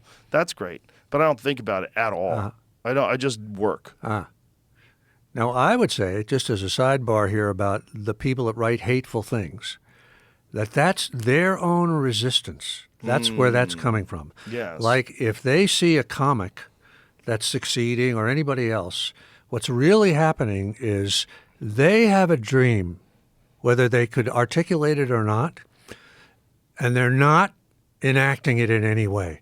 Yeah. They're not doing a sober October in any way. So they see you or they see somebody else succeeding, and it's like a terrible reproach to them. It's like, how can Joe do that shit? They don't. It's on the unconscious level. They're not aware of it, right? Yeah. He's doing something and I'm not. And so they really hate themselves and they project that outward. And I know this is true because I've gotten those shitty letters, from people and shitty emails from people. And when I've engaged with them at all, which I rarely do, it's only one or two exchanges before they'll admit, I really hated you because I thought you were doing something. I've got a book in me and I wish I had written it and I hadn't written it and that's why. And then we'll become friendly. And I'm so sorry I wrote that to you. I really didn't mean writing that to you. So I think that's, if you think about the phenomenon of resistance on a sort of national or global level, like it's a big thing. Yes. A lot of polarization, what we call that shit, really comes on an individual level from that sort of thing, from people that know they have a gift or a dream or something, and know, even unconsciously, that they're not doing it. And they hate themselves for that. They feel bad, as anybody would, right? I'm drinking too much, I'm getting fat, I'm not doing, And so, but it's impossible for most people to accept that about themselves and say, oh, I'm really fucking up, So they project it onto some other group, immigrants, you name it, right? Yeah, they just don't have the tools yet. Yeah. No one has provided them with the tools. Yeah. There's a great quote. I forget who said it, but I've said it ad nauseum, that all criticism is the tragic result of unmet needs. There's like something more to that. Who wrote that quote? Someone wrote that. See if we can find that. Because there's more to it. But that resonates. That's the reason why people get shitty. It's like, I always say, like, the people that are killing it in life, they're not. You think LeBron James is leaving YouTube quotes? You think LeBron James is going on comments and fucking with people? Every criticism, judgment, diagnosis, and expression of anger is the tragic expression of an unmet need. And this is Marshall Rosenberg. What a great quote. That is such a great quote. Now, I would take it a step beyond that. And it seems like when you say an unmet need, that the person is waiting for someone else or some other force to supply their quote-unquote need. I would say they aren't addressing that need themselves. They aren't aware of it, and they aren't doing anything about it. Yeah. And that's where that anger and that hatred comes from. Click there where it says the top 25 because it goes even further. There's another... At the root of every tantrum and power struggle are unmet needs. And that's another Marshall Rosenberg quote. I don't like the whole phrase unmet needs because it feels to me like we're projecting out to somebody else, expecting them to come and satisfy us in some way, And that's not the answer, I don't think. No, I don't think think the answer is sober October and you yourself addressing that need, whatever it is. Oh, most certainly. That's the answer. But I think by saying unmet needs is like they feel like they're supposed to get something that True, they're not I agree getting. with that. Yeah. But it's just what is going to address that? Well, that's one of the things that makes me feel like when I'm on the right path, that all I'm thinking about is what I'm doing, and I'm not even remotely concerned with getting praise or getting anything else for it. Because all I'm thinking about is doing the thing because I don't have unmet needs. So I've my cup is full. So all I'm thinking about is the work. Like I don't want to be recognized. I'd rather not be recognized. I'd rather be able to sneak through a restaurant and have no one know who I am. That's one of the things I like about traveling overseas. It's nice. Like I could just slip around. So that is because I've been doing the thing that I want to do for so long. All my needs are met in that regard. The accomplishments have been cemented and all the praise and all the success. It's all great.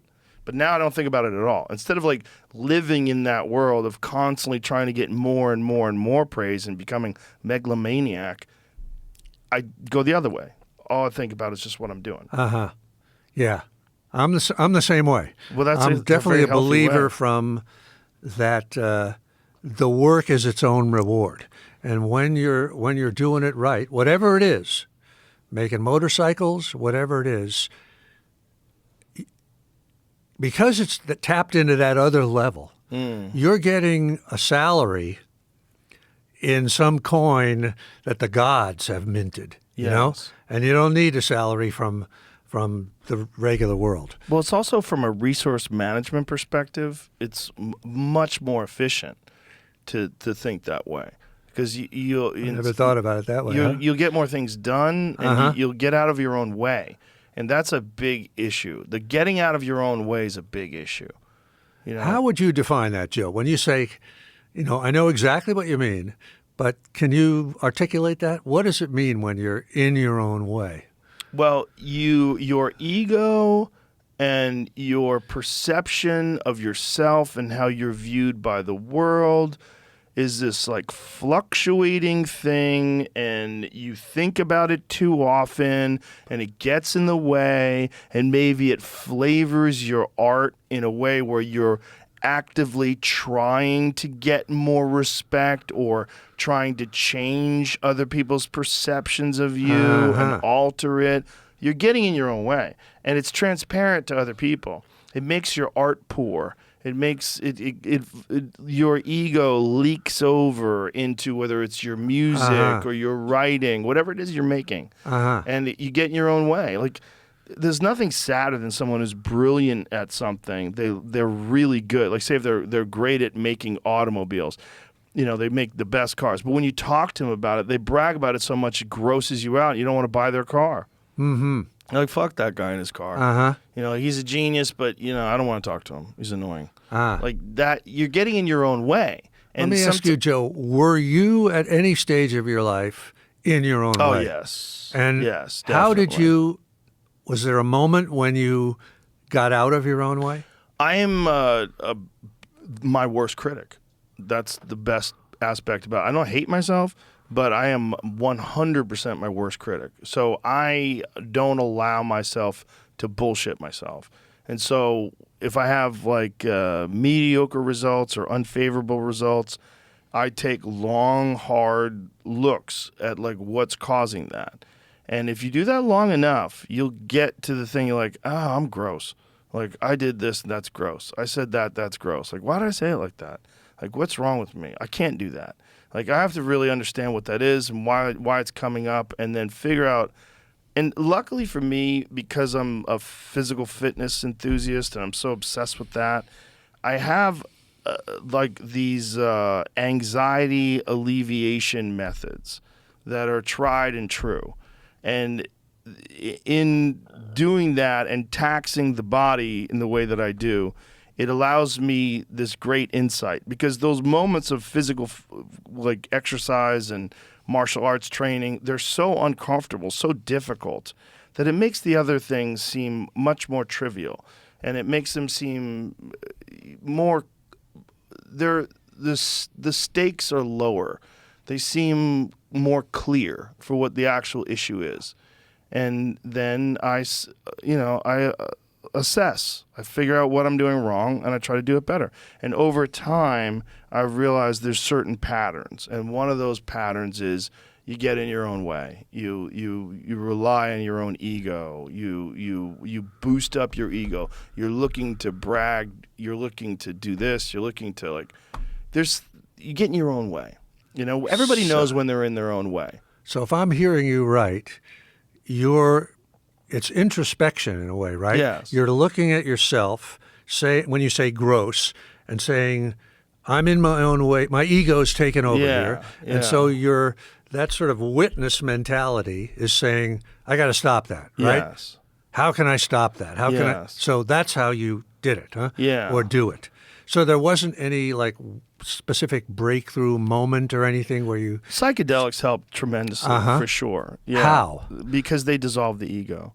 When you do a very strong psychedelic trip, one of the most profound aspects of it is the ego is completely dissolved.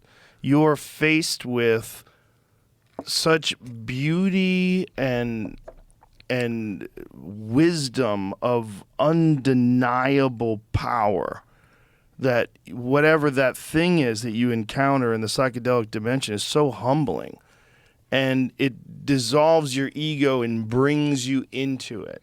And for whatever amount of time while you're tripping, you relinquish your grip on the material world, and you take into account all these ideas. There's overwhelming theme of love and connectivity that most people have from these experiences. And then when you come out of them, the idea of bragging or the idea of like dwelling on your accomplishments or looking for praise seems so preposterous. Mm-hmm. It seems so ridiculous. Because you've got such an expansive perspective on things now that you, your own self, looked really tiny and ridiculous, right? It's expansive, but it's also there's a physical act of dissolving the ego. It really does take the ego away. Those psychedelics, one of the best things that they do is they dissolve whatever that gross id is inside of you that makes you, get in your own way. They help you see things in a far more introspective, a far clearer perspective, and they let you look at things from a top-down view. Now, do you ever think, Joe, that when you're in that state, that prior civilizations, if we think of them as advanced civilizations like the ancient Egyptians or somebody like that they somehow were able to live in that world or at least in a more time per day? Oh, there's clear evidence. There's clear today? Evidence that that's the case. Yeah. I mean, we talked about it with Graham Hancock the other day on the podcast, and he was talking about the Blue Lotus. And the Blue Lotus is documented that the ancient Egyptians used this particular psychedelic. There's much evidence that the ancient Greeks, in fact, Brian Murarescu, who's been on the podcast before, wrote a book called The Immortality Key. It's a great book about how these ancient societies and the Eleusinian mysteries, they drank wine that was laced with psychedelics. And this has all been proven now because they found the vessels of these wine and they tested positive for ergot. And so they didn't just, when we think of wine, we think of just alcohol. But no, this wine actually had psychedelics mixed in. And if you think about it, like from that Enlightenment period, this is the birth of democracy. This is the birth of modern civilization as we know it. It came from these wise people getting together and having these rituals. And that this has now opened up a field of study at Harvard because of his book and because of the success of the book and his discussions of it. It's really amazing stuff. But it points to that people throughout human history, in order to gain great insight and wisdom, have turned to these what they call plant medicines. In my Greek books, of course, you read about and research the Eleusinian mysteries. Yeah. And it's so... I mean, maybe you know more about. I think they were so secret that it's not like there's any book that you can read. Right. That what they did. Who knows what they did? Well, because it was all squashed by the Romans. They squashed all that, and they wound up moving to other countries in Europe. There's great evidence that they moved out of Greece, they moved into Spain, and that they had these rituals in other countries as well. And so they found these similar type of reliefs and similar pottery, and inside the vessels they've also found this ergot and wine and various psychedelics that were, there's trace residue of them. So have you studied the Hermetics at all? No. Are you interested in Yes. Have you heard about them at all, Sure. this thing? Please. Have you heard of a book called The Kabbalion? No. Well, this should be right up your street. The Hermetics were Egyptians. It's where the Freemasons came from, and the alchemists and the people in the Middle Ages who preserved, the culture when the Dark Ages came. And the Hermetics comes from Hermes Trismegistus, Hermes thrice great, who was supposedly the wisest man or avatar or god from the Egyptian period. and the Kabbalion was their book. I don't know if the actual Kabbalion still exists. There are I have like one little short book of it, but they had a whole deep philosophy that is a lot like this. You want me to talk about this for a second? Sure, yeah, please. I mean, there were I think the Hermetics had like 7 principles. I'll see if I can remember what they are. The first one is that you and I have no physical existence as entities.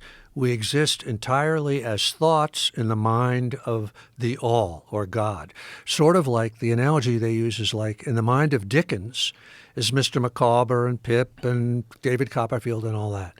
And that you and I only exist as thoughts in the mind of God. And they believed that the universe was entirely mental. That's what this was. That there really is no physical existence. And that it was all vibrational. And that one of the things they believed was that there's no such thing as opposites. Heat and cold are not opposites. Fear and courage are not opposites. They are just points on a continuum. And that the difference between fear and courage is entirely in the vibration. And so this is where the alchemy came in. They believed that if they could change their vibration or change the vibration of lead, that they could change it into gold. And they had, their other things was, everything vibrates. The other thing was that everything swings on a pendulum. Everything goes back and forth from one thing to another. And they also believe that everything is male and female, that everything is created comes from the union of male and female in the highest levels. Anyway, it's great shit. And, at one point, apparently, in ancient Egypt or before that, this was, this was what they believed, and it somehow got wiped out or just held on in various little pockets of the occult knowledge and stuff like that. So it's the ancient Hermetics, and the book is the Kabbalion, Kybalion. I think there fascinating shit. I think there are many cultures that were tapping into this at some point in time. Even Joe Dispenza that I was talking about before, what he talks about is when you get to that state of no mind, no thing, no presence, that the only thing that exists is vibration and consciousness. And that would be straight out of Hermetic philosophy. Yeah, those reoccurring themes, they exist in so many cultures. Yeah. And, one of the things that Graham Hancock brings up that's really fascinating is that as we develop more of an understanding of human evolution, we realize that anatomically similar humans, we go far back far further than we originally thought. The original assessment was that, remember when I was in high school, they thought it was like 50,000 years ago. Like that anatomical humans sort of emerged 50,000 years ago, and then human civilization emerged like 6,000 years ago. And now they're finding all this evidence of advanced civilization, like Göbekli Tepe, which is this uncovered site in Turkey, this massive structure that existed 11,000 something years ago. And this was the first ever thing that they could date that they know for sure is older than the pyramids by quite a bit, at least older than the conventional dating of the pyramids. And so there was advanced civilization that was capable of building these immense, huge structures, giant pillars with these huge stone things that had cut into them reliefs of animals that were three-dimensional, which is very complicated because instead of carving them into the stone, they carved the stone around them. So they had like these lizards and these creatures that were crawling up these stones that they had moved they cut the stone out. And we're talking about like 20-foot tall, massive, hundreds of tons. I mean, I don't know how big, how much these things weighed. Huge things, like very advanced people that were capable of construction methods. And they did these concentric circles with these things, and they don't know why they did it. They don't know what they were doing with them. But that if anatomically similar humans existed 500,000 years ago, that gives them so much time to evolve and become that. And this catastrophe theory sort of makes sense because there was probably some really advanced thinking and really advanced science that we don't totally understand because our science has gone in this sort of industrial age technological direction, whereas their science probably went in a completely different direction, concentrating on vibrations of things and sound and probably some lost technology that we don't understand yet, but we may in the future, and that'll probably put the pieces together. But it's taken us thousands and thousands of years to relearn things that perhaps these people that lived 10,000, 20,000 years ago had already figured out. Yeah. I mean, if you think about somebody like LeBron James, somebody that is at a level, right, an amazing level. What if there were guys like this that were thinkers and philosophers or meditators or whatever they were, and they were at that level of being able to tap into whatever it is, vibration, we don't know anything about it, right? The elite of thinkers. Yeah. What could they do? Right. Particularly, I mean, it always seemed to me crazy that the human race only goes back 150,000 years or 300,000. Yeah. It can't be right. It can't be right that there was, just only the great apes, and all of a sudden 300,000 years ago or 150,000 years ago, it doesn't make sense to me. There was a recent discovery. I'll send this to Jamie. They found evidence that human beings were cooking fish 700,000 plus years ago. Which is really that makes wild. a lot of sense. Oh yeah, it's here. I'll send this to Jamie. It's really wild because and it was trout almondine. That's the amazing shit. No, it was Chilean sea bass. No, that's not really a sea bass. 780,000 years ago. That's what. That's the evidence. Yeah, it's fascinating stuff. Yeah. The other thing is how much of those ancient civilizations were about. Oh, you found it. Jamie found it. Early humans may have cooked fish in ovens 780,000 years ago. Remains of fish teeth. Now that cheers me up. Remains of fish teeth at an archaeological site in Israel appear to have been cooked with controlled heat rather than directly exposed to fire. So that's very advanced in our sense of like what people were capable of doing 780,000 years ago. We've developed a methodology that allows us to identify cooking in relatively low temperatures as opposed to burning. She says, you cannot immediately correlate the control of fire with cooking unless you show that the food has been cooked. Wow, researchers have previously suggested that humans were cooking meat 1.5 million years ago based on the discovery of charred animal remains, but that doesn't necessarily mean people were heating food before eating it, says Zohar. Evidence of charred material doesn't mean cooking, it just means the food was thrown into the fire. Zohar and her colleagues have studied a 780,000-year-old settlement in Gesher Bano Yal. How do you say that? I don't Try know. that. Akwav in Israel's northern Jordan River Valley. No human remains have been found there, but based on its age and the stone tools at the site, the inhabitants are most likely to have been Homo erectus. Wow. Amazing. Amazing stuff. Yeah. So, if you think of those early humans and like when did they become anatomically modern humans? Was it 500,000 years ago? Whatever it was, it gives us a lot of room to learn things and figure things out before natural catastrophes wipe civilization back to the Stone Age again. Yeah. The other thing I was just saying was that if you think about what we know about these civilizations is there was stone. Seems to have a lot to do with this shit, right? There, whether it's South America, Mesoamerica, whatever, it's stone pyramids and stone this and stone that, and stone supposedly is a vibrational material, like something that could be the equivalent of a battery that could hold. At least I've heard that. We're talking about imaginative stuff here, but who knows what they knew about? It gets very woo-woo without it evidence. It does, but it's every time something is disproved, like when they said, Homer's description of Troy in the Iliad was a bunch of bullshit, right? It couldn't have been that big, right?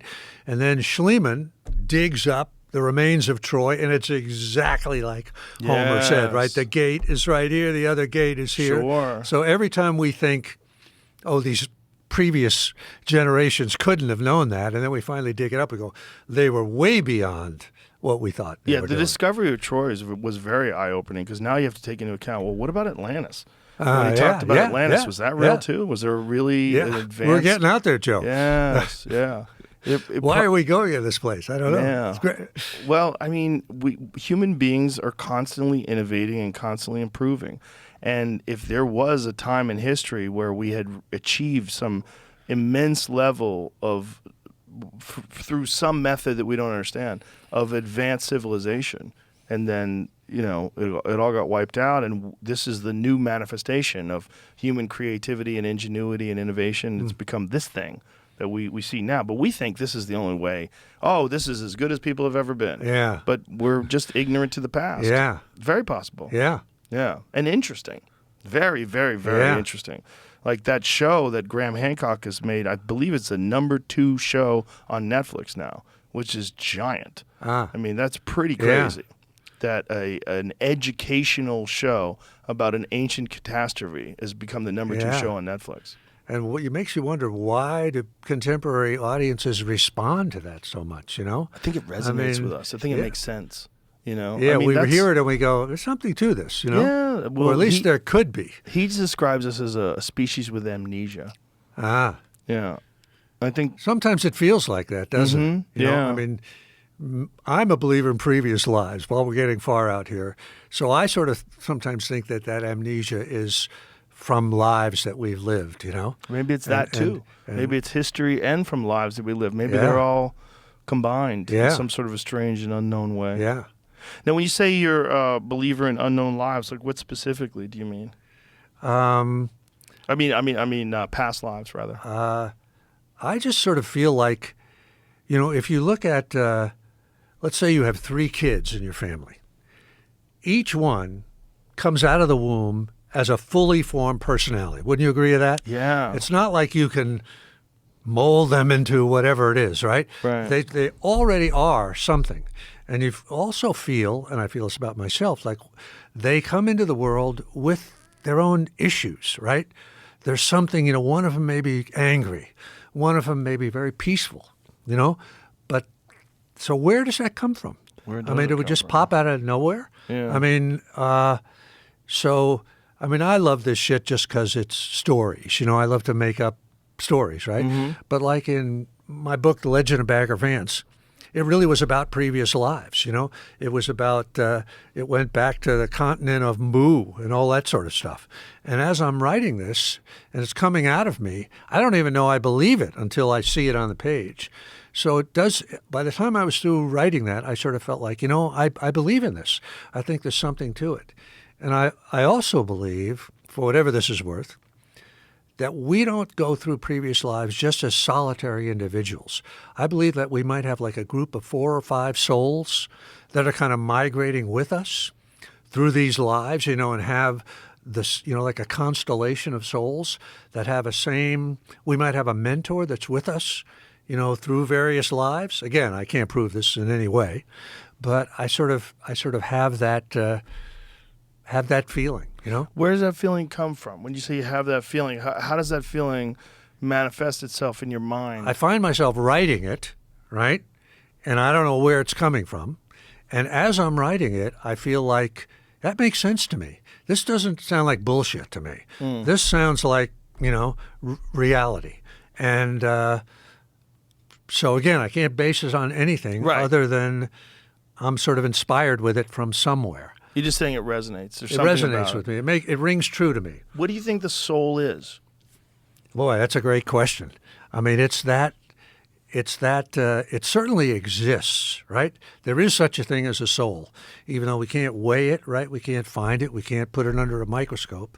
But there's certainly something there other than the ego, right?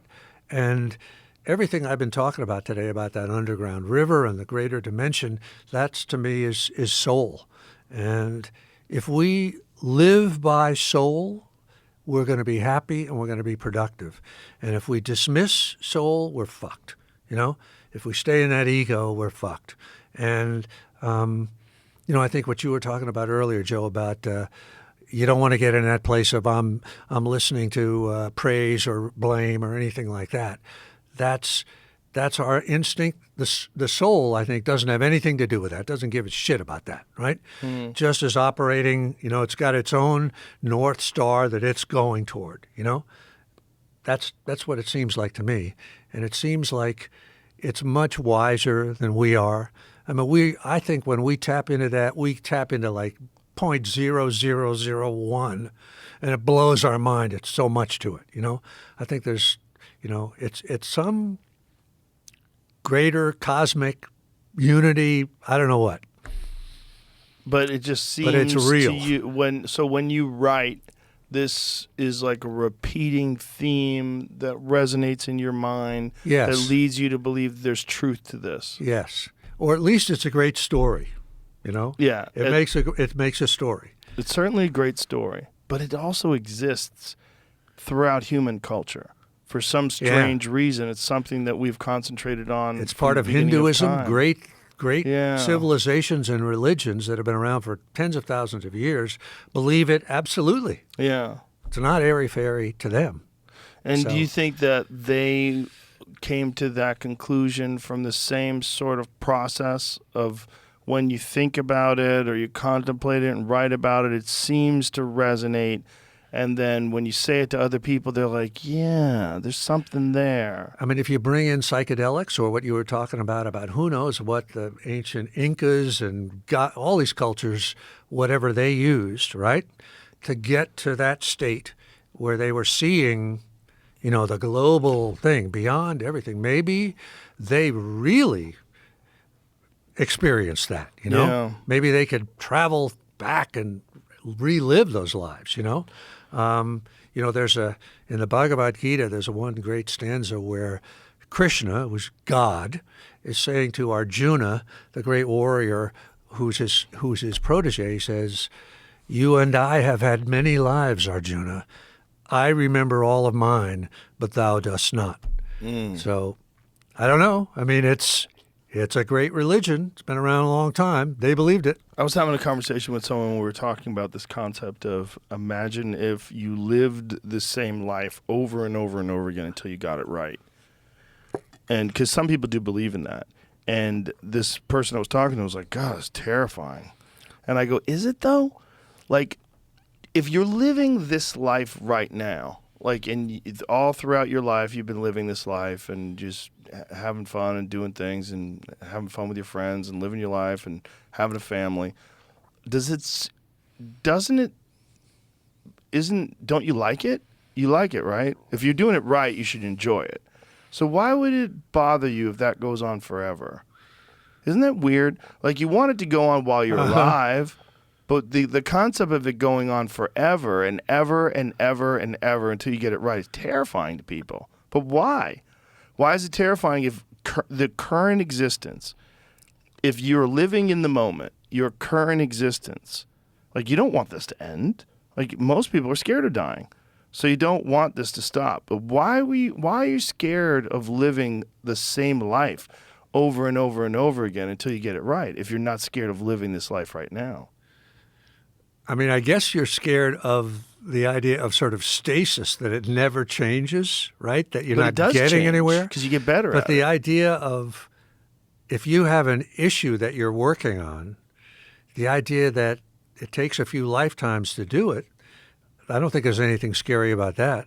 It's kind of a story that has a season 1 and a season 2 and a season 3. Yeah, but there's a terrifying connection. There's a terrifying feeling when you contemplate infinite time, and infinite time being Stephen Pressfield. Like, that's scary. This is you. Yeah, see, this is you forever. Like, what is that? Why does that freak people out? But it does. I got a question for you, Joe. Do you believe that there's a moral dimension to the universe? A moral dimension. A moral dimension. Is there justice somewhere? Now, this goes along with previous lives, right? If you think about previous lives, you think usually that there's maybe a crime. You committed a crime 25 lives ago, and you're sort of coming to an understanding, and hopefully you evolve to a point where you've reached forgiveness or whatever it is, right? But that would imply that there was a moral dimension to the universe, that actions have consequences, right? There's karma. Mm-hmm. Do you believe that, or do you believe that everything is just, you do what you do and it doesn't matter? I don't know. You know, I mean, when you go over human history and think of the horrible people that have succeeded and lived long lives, you know, you think of Genghis Khan and what he did. And, like, there didn't seem to be a lot of negative karma coming his way. He seemed to have Maybe made, not in that lifetime. maybe, right? Maybe in the next life he suffers. Maybe he I lives don't. his life over and over again I mean, until he the becomes a monk. Greeks, the ancient Greeks, they certainly believed that there were the fates, you know, and that there were these gods and goddesses that were enacting justice, you know, one way or another. So I'd like to think that's true. But that gives us a feeling of order. Yeah. That there's rules to things. And But are we just making it up, or is it real? What do you think? I don't know. Ah. I don't know. I definitely feel like from an individual's perspective, if you do something, like say if you steal money from someone you know, if you're not a sociopath, you're going to feel guilt from that. It's going to haunt you. If you lie and you're constantly repeating that lie and trying to get people to be convinced of that lie, that is going to haunt you. And I think it's going to rob you of the present. It's going to rob you of being in the moment. You're always going to be burdened down by this feeling that you have that you are a fraud, or you are a thief, or you're a bad person. You have done bad things. By you stealing that person's money, you've ruined the fact that they've worked really hard and saved it, and you just came along and snatched it. So you've done this horrible, selfish thing. And maybe you feel justified because the world has fucked you over, you know? And so you feel like it's okay to break the window of that store and jump in there and loot and take everything that you feel like, I want that. Why don't I get that? And everyone else is going to do it. Let's go do it. But I think in doing that, you can't appreciate yourself as like an accomplished product. You're not a finished thing. You're not what you wish you were. You're not admirable. You're not anything that people would look at and go, "Wow, I wish I was that guy." Nobody's like, "Wow, I wish I was that thief. Wish I was that liar." You know, nobody thinks like that. They want to be someone who other people admire. Now, I wonder, is that because we were taught that by our parents or by our schools, or is that natural? You know, do we naturally feel if we hurt some other kid that, oh, I did something wrong, you know? I wonder. I don't know. I think it goes back to this thing that we are all connected, and that in doing something hurtful or evil to someone, you are causing pain. And again, unless you're a sociopath, that pain you feel that pain, and you get this lesson out of that. And you're supposed to get that as your child. You say something mean to someone, and then they feel bad, then you feel bad. Like, why did I say that? And then you learn, like, don't do that, because you're spreading negativity. You're pushing out this emotional poison on people, and it does affect the quality of your own life. And because we are connected, and that's the evidence that we're connected. But I don't know. You know, I can't say I believe anything. I say there's clear evidence to me in my life that when I'm kinder and nicer and more friendly and doing things in a better way, that things work out better. And it seems like my interactions with people are better. I feel better. I feel better about myself, and I feel genuinely like I'm on the right path. When I'm more disciplined, when I get work done, when I show up and respect the muse, I feel better. So I feel like my life resonates correctly with me. I feel like I'm like the universe is saying, exactly, that's how you're supposed to do it. That's what you do. You know, you do the right thing, eat the right foods, get your sleep, live healthy, be nice, put in the work, overcome resistance, get your creativity going.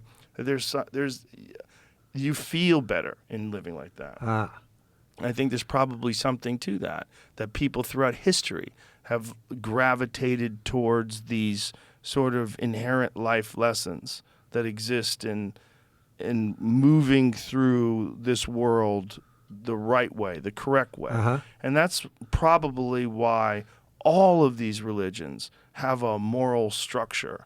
They have an ethical structure, and they're teaching you how to live your life with the least amount of harm to others and the most amount of service to God and service to the people around you. Now, what I wonder sort of is, are those religions that teach that, which is every religion,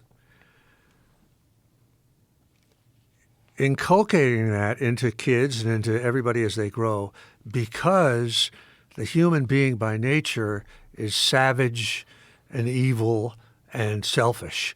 And so it needs to be indoctrinated or conditioned or raised or socialized. Just a question now. I don't know the answer. Because I certainly, as a teller of stories, or movies, books, whatever, books and movies all have a moral dimension, right? There's always something. There's payback, or if there isn't payback, when you walk, if the bad guy prevails in the end, you walk out and you go, oh boy, that's Right. They're just trying unsatisfying. So, but then the question sort of is, are the artists who are writing these things, is it because they know that human beings are basically rotten and don't have that moral dimension? I don't know the answer. It's a really good question. I think human beings are most certainly capable of being rotten, and human beings are most certainly capable of being great and being kind and being generous. And we're aware of both of those things. And one we admire. We admire the Martin Luther King Jr.'s of the world. We admire the philosophers and the poets and the musicians that inspire us and the people that live their lives in a moral and ethical way. Those are the people that we admire. Those are the people that we aspire to be like. No one's aspiring to be like Hitler. Like the people that live their life in a horrible way. Well, yeah, they're probably fucked up too. Yeah. But you know what I'm saying? Like it's not like it's not attractive to a healthy person. A healthy person is attracted to the person who is succeeding and who is they're improving and they're representing an admirable life that you can aspire to try to live in a similar manner. That's what resonates with most healthy people. But then also there's people that grow up in entirely unhealthy ways. If you're living in some sort of a war-torn, terrifying country that's run by dictators and all you've ever seen is violence, it's probably very, very, very difficult to develop this sort of moral structure and ethical structure. I guess the story of Job in the Bible is that, right? Where the bet is, if we break this guy's Job's balls badly enough, he will turn against you, God, and he will curse you. Let's put him to the test. Yeah. Right? So, I don't know. It's an issue that Yeah. we don't know what but it does connect to the idea of previous lives. Are we working something out over various lifetimes to try to come to some understanding? Or is there only this one life? I don't know. But just the fact that we have this one life, just the fact that this one life itself is so bizarre and so. If I always say that if life wasn't real, if life was a psychedelic trip, it would be the wildest psychedelic trip ever. It would be so bizarrely strange. If we didn't exist in a physical material world and there was a drug that you could take that allowed you to exist in a physical material world and interact with modern society, it would be such a trip. Like, oh my God, this is so difficult to navigate. What a bad trip I'm having. But we do exist, at least as far as we're aware. We do. So the idea that this is the only life you get, like, says who? Like, this is weird enough as it is. Like, why is it so extra weird if you've lived 1,000 lives and that every time you're born you are picking up where you left off? Yeah. Or you are born into a new situation where you are now going to be the victim of all the injustices that you caused in the world. And then you'll have a chance in the life after that to live a more righteous life. But you're going to have to now go through this and try to find peace in the lessons that, like, say if you're a banker and you stole everybody's money, you're going to come back as a person who gets fucked over by the government, gets fucked over by banks, and you're going to experience this immense frustration. I mean, there's a lot of people that believe that people that are living terrible lives right now, they just get awful rolls of the dice and their life sucks, is because of what you've done in past lives. And the people that are extremely fortunate is because of the positive seeds that you sowed in your past life, which is very convenient. I don't know if I believe that, but it's interesting too. Yeah, I don't know what I believe. You know, I mean, it's fun to talk about. Yeah, but it's just so much of it is just like, who the fuck knows, you know? Maybe it'll all come clear at some point. Hopefully, I don't know. I don't know either. But I do know, like, what makes you feel good, right? What makes you feel good is community, love, friendship, and then the satisfaction of work, the satisfaction of overcoming what you call resistance, of having discipline in your life. My friend Jocko, he has this quote, "Discipline equals freedom." Ah, yes. It's a great quote. That's his book, yeah. Yes. Well, it's true. Yeah, it is true. Yeah. And that's a whole other sort of mystery, is why did God or whoever designed the universe make it such that in order for you to feel good about yourself and whatever, you have to do something that's hard. Yeah. You know? And if you do something that's easy, if you eat sugar, if you do whatever it is, you're not going to feel bad. Why does it work that way? But it's true. It does. That's an absolute rule. It certainly does with physically with humans.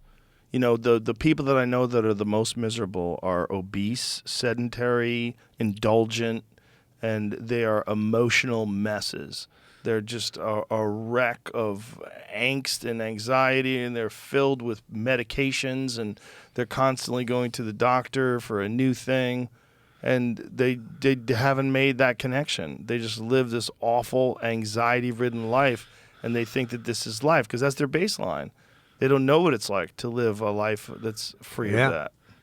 And even those who have overcome that temptation is always there. Always there. That cliff is always there. It's like an alcoholic at one drink and it's over, you know? And not even for people that have just people that have overcome that, but for people like myself that have never fallen prey to it. Like, I've never had a sedentary life, but still, to me, like, every time I go to the gym, I'm like, oh, boy, here we go. Like, I know now that I just have to do it. And it doesn't matter how I feel, I'm going to do the work. And because I've just established that. When I get there, as soon as I get there, it's go time. Let's go. And then once I get moving, and once I'm 3 sets in and 4 sets in, and I'm covered in sweat, now we're fine. Now we know what to do. And now I embrace the exertion, and all is good. But I have to do it all over again the next day. And the next day is the same thing.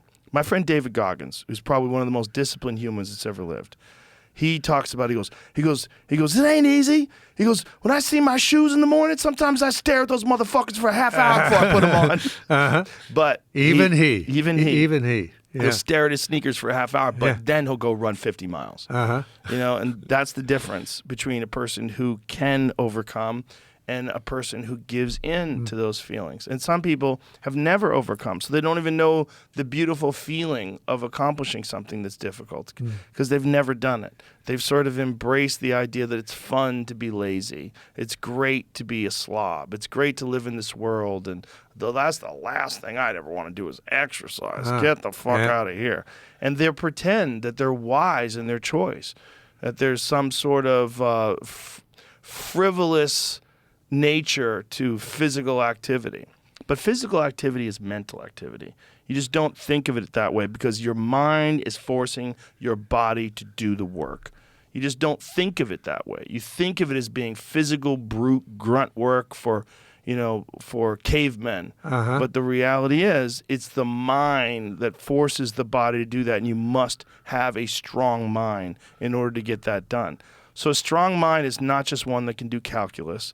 A strong mind is not just one that can write books. A strong mind is one that controls the body and all of its inherent weaknesses and all of its urges to be lazy and sedentary and self-destructive. That's a strong mind. So if we put it back into terms of resistance, let me try and phrase it in that sense. Again, the body doesn't want to. The body wants to stare at those gym shoes for half an hour, right? Yeah. The body doesn't want to do it. That's the force of resistance that, in my opinion, is spawned by the ego, right? So as we overcome that, and go to the gym and get that sweat going, or whatever it is that we're going to do, we defeat the ego, and we're allowed to move into that greater, into the soul, into the self. And so that's the battle, in my terms of resistance, that we fight every day. We wake up in the ego, right? Our eyes open, oh, fuck, I'm in this body. I don't want to go to the gym. I don't want to work hard. I don't want to do anything. But we know that we have to do that, right? That's the path to getting out of this thing that will spiral down into the toilet bowl, right? So we do it. We go to the gym, we work out, whatever it is, and we get into the self. We get into the greater mind. We've defeated that demon for that day. Yeah. But it will come back again. And that seems to be, at least to me, that's what life sort of is, at least in terms of our own physical body. Forget about the family or the community, that's a whole other thing. Yeah. But at least within our own little physical envelope of the body, that's the nature of the game every day, and it never ends. Yeah, you're in a constant state of struggle, mentally and physically, every day. And you can take steps to mitigate that struggle and make it manageable and make your experience better as a human being on Earth. But it requires work. And the same work that you discuss in the War of Art with resistance, I think that applies to many, many things that people do during the day. How many people are out there that want to start a business? They have a desire to do this thing, but there's something that keeps them from doing it. There's this little thing. They get lazy. They want to watch TV. They eat ho-hos and drink Coca-Cola and just don't ever do it. And then maybe tomorrow, maybe one day. Well, in 2023, as soon as January comes around, that's my New Year's resolution. I mean, why do New Year's resolutions exist? They exist because you're not living right now. If you were living correctly right now, you wouldn't need a New Year's resolution. You would just live. Yeah. You would just keep on trucking. Yeah. That's what you would do. Yeah. But we all have it inside of us. We just have varying levels of it. No one is a fully actualized, 100% realized potential. No one. You do the best you think you can do given what you have available in terms of resources right now. But maybe you could have been better. And if you don't think that way, you're not going to get better.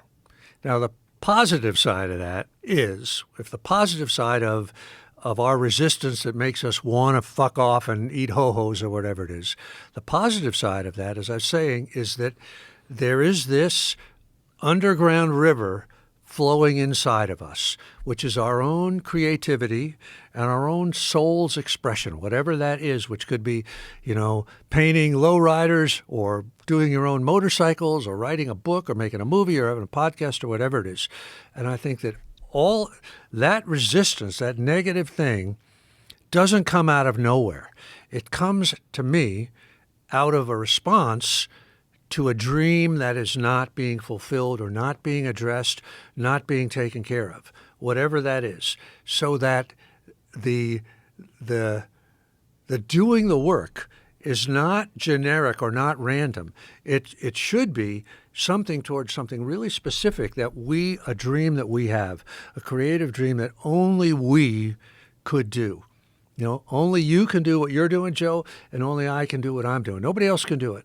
But that's there, that creative seed, it's that river that's flowing towards the ocean.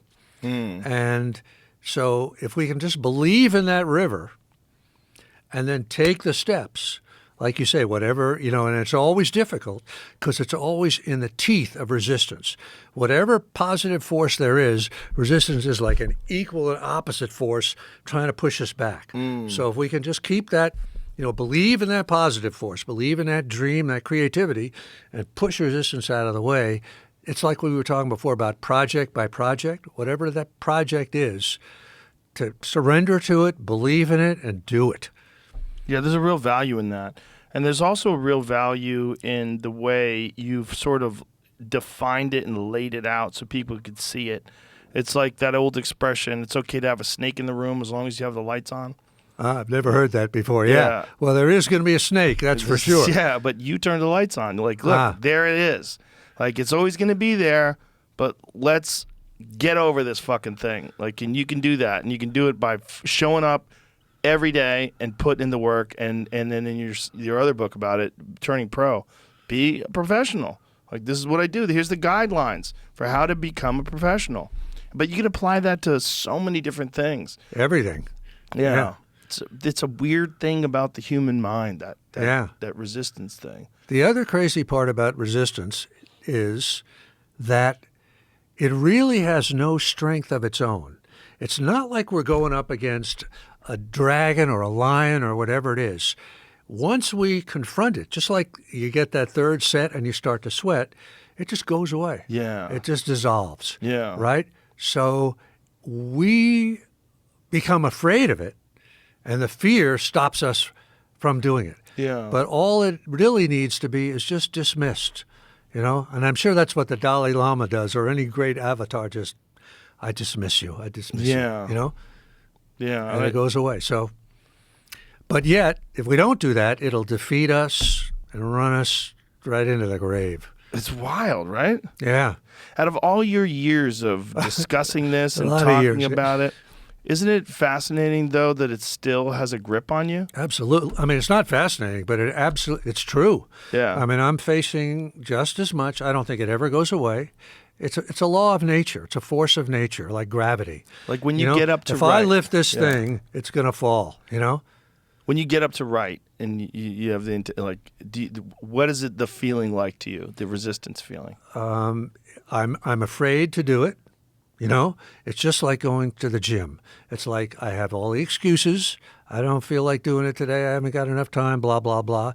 I have all the distractions. I have fear. I say to myself, this thing you're going to work 3 years on this thing. You're only going to embarrass yourself. It's a piece of shit. It's that kind of thing, all that sort of stuff.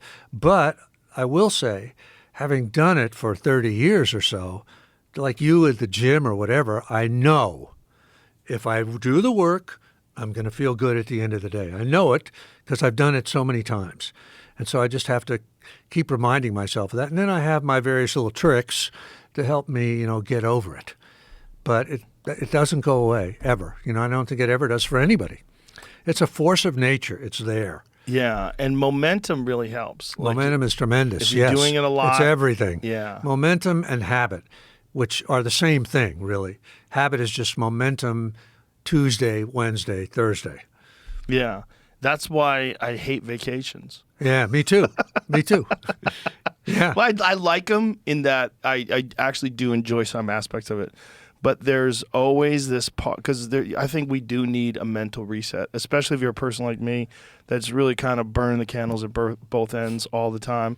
Like sometimes I just need to sit on a beach with a margarita and just relax. Yes. But that's the part, there's a little fucking demon in my head is like, what are you doing? You ain't doing shit. You ain't doing shit. You're not getting nothing done.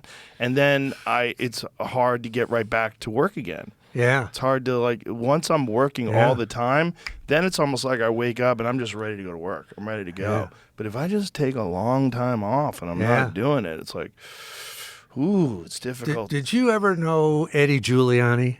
No. The bodybuilder who No. just tragically died a couple of years ago. He's from Arnold's generation. And he was a sort of a protege of Jack LaLanne.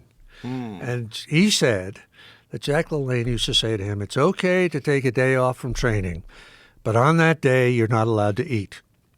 Oh, And he also said, every day that you take off equals 6 days once you get back on it. So that's probably why, whether that's right or not. That's ridiculous. When we take vacations, we feel it, right? Yes.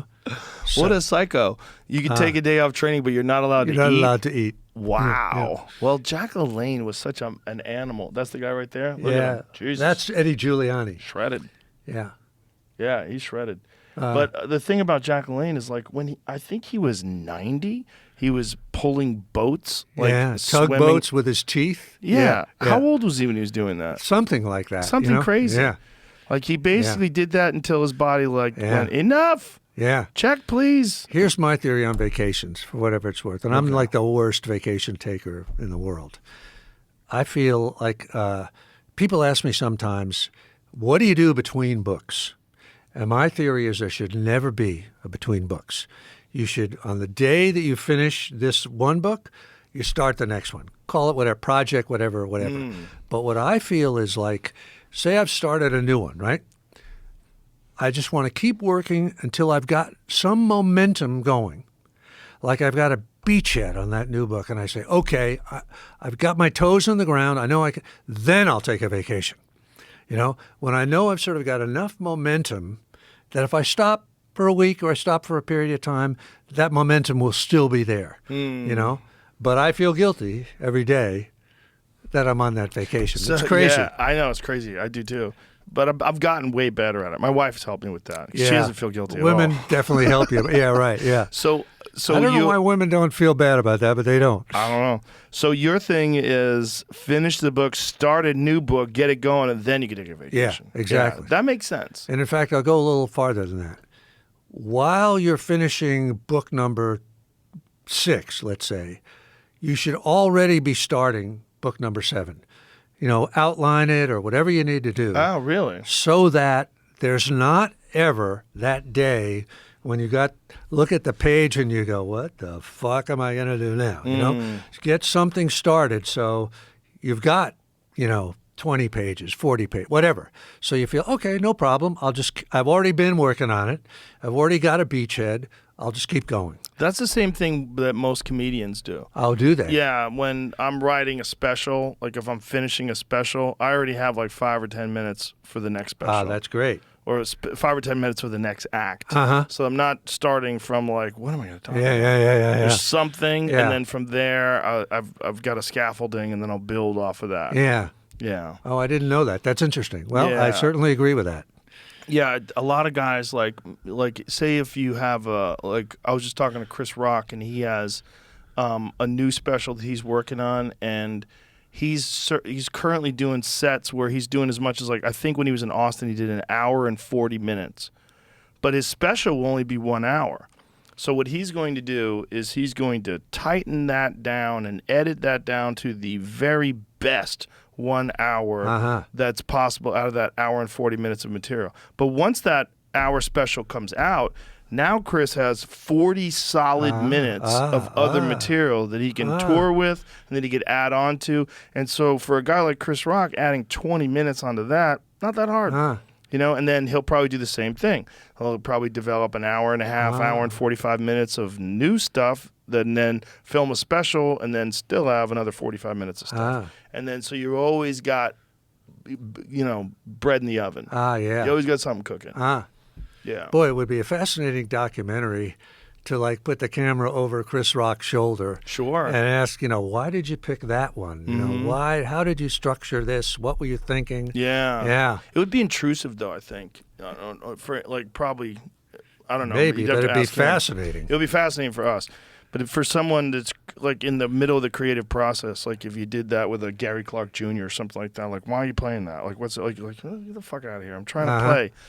I think for a lot of artists, they're in the moment, right? And to stick a camera in their face while they're doing it would kind of fuck with the thing. Probably. It's like when they talk about quantum physics, and when right, they talk yeah. about the observing of the thing changes the thing. There's probably a quality of that with everything. Maybe there'd be a way to film it and have him not talk about it in the moment, but afterwards. Yeah, perhaps. But even just the presence of cameras constantly filming him would probably be... You'd be self-conscious. Your ego would get in there and you'd start to fuck yourself up. Yes. You get in your own way. Yes. Yeah, you need a certain amount of, real freedom in that regard. I know what I meant to ask you, Joe. Oh. I heard a thing with Sam Kinison when he was talking about writing his material, and he said the hardest part was the transitions. Could you talk to that for a second? Do you agree with that? Yeah, no, I don't think that's the hardest part. No, not for me. The hardest part for me is the initial premise. Those are the hardest. 'Cause those are basically patches of fertile ground. You need to come up with these patches of fertile ground, then you can grow things in them. So when I have a premise, like whatever the premise is about, now it's just once I know that things are growing in it, I'm like, okay, good, we got something. Now let's formulate it. But to think about a thing to talk about and to have that thing worthy of an extraordinary amount of time. Because if I'm going to develop a bit, like I used to have this bit about a guy who broke into the White House, and that bit took months of my time to figure out how to say it right and all the twists and turns and saying it in a way that it's the most palatable to people that are listening to it and the funniest. And you got to find a premise. But once you find a premise and that premise, you like smile when you're thinking about it, then you got fertile ground. And the transitions, I mean, it just requires some creativity. I don't think it's that hard to transition from one thing to another thing. I don't think it's that. But, Sam's time was, he's from the late 80s, right? And Sam Kinison really became famous in like 86. And there was no one like Sam Kinison before Sam Kinison. So his style of comedy was very new. I have benefited from the fact that he existed and that Bill Hicks existed and that these guys who kind of had that similar sort of rambunctious, energetic, introspective, brilliant set, this way of doing stand-up that was very different than, say, Bob Hope or a lot of the Jerry Seinfeld observational comedians. Like these guys already carved the path. So maybe for guys that came up like myself after Kinison, it's not as difficult. You can kind of see how to do it better. They've blazed the trail. How do you come up with a premise? It depends. Like sometimes there's an interesting thing that is in the news or that I've encountered or I've seen in a museum or read an article about, and then I'll just, I'll write essays. And I'll write essays, and from that essay, I'll extract something, and that something is actually viable. There's something there. Sometimes it's just an encounter in the real world. It's like something that's happened to me. Sometimes it's from a discussion I've had with a friend, and then I'll say something, and they start laughing, and I'm like, I got to write that shit down. So do you feel like you're sort of always on the lookout for premises? Yeah, particularly like now, because I just recorded something. So particularly now I'm like in that period where I'm just constantly searching around. And then once I develop like a real set, then it transitions to concentrating on those bits all the time, try to make them as good as possible. Like to always think, is that the right way? Am I doing it the right way? Maybe I should change it. Maybe I should shorten it. Maybe I should lengthen it. Maybe I should put it in the beginning. So sometimes a bit changes when you move it around your set. Like sometimes of a bit that's like you're doing 40 minutes into your act, it does well. But if you did it 10 minutes into your act, it does even better. It's weird. Interesting. Yeah. It's weird. It's like things have their place, and you don't know where that place is until you move them around. Like, you ever rearrange your office? Like, I make my desk over here and put my plant here, and then and you do it like, I like this better. Like, I don't know why. What is that? Something. Can you teach comedy? You can't teach someone who's not funny. I don't think you can. But you can show people there's certain principles of comedy, like the economy of words, surprise, the way you say things jokes are not just a joke. It's the way the joke sounds. Just like a song is not just the words of the song. It's the sound of the voice. Yeah, that's true. Yeah, there's something to the way things sound and the pacing and the timing. And you can get better at that. But unfortunately, there's some people that just aren't funny. And I don't think you could teach them that. And I don't know why. It's just a thing. The problem with comedy classes is the vast majority are taught by people who aren't funny. I bet that's true, yeah. It's true. So Chris Rock's not teaching any comedy classes. He does every time. He's working on his own stuff. Dave Chappelle's not teaching any comedy classes. You can learn things from other comedians, but generally they don't share those things with you unless you've achieved a certain level of competence. It's one thing that comedy classes do, though, even if they're taught by people who aren't that funny, is they give you an opportunity to get on stage. Most comedy classes, what they'll do is you go through a course for a few weeks, and then you practice, and then one day you'll go to a show, and you'll have like a showcase. Well, everybody invite family and friends, and there'll be 50, 100 people in the audience, and then every student will go up and do 5 minutes. Uh-huh. And that's very valuable because then you get your feet wet, and you start thinking about it, and like, I think I can do this. I think I can be a comedian. And then it goes on to be something you do regularly, and then you get better at it, just like everything else, like playing golf or writing books. But if you don't have the spark, you can't make a fire. And I don't know what that spark is.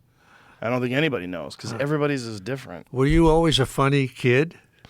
Not necessarily. No, I don't think I was.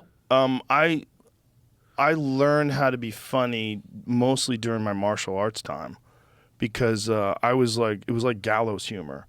Like I was the one who was making everybody laugh when we were riding a bus to a tournament. We're all going to compete in this martial arts tournament, or when we were all about to spar.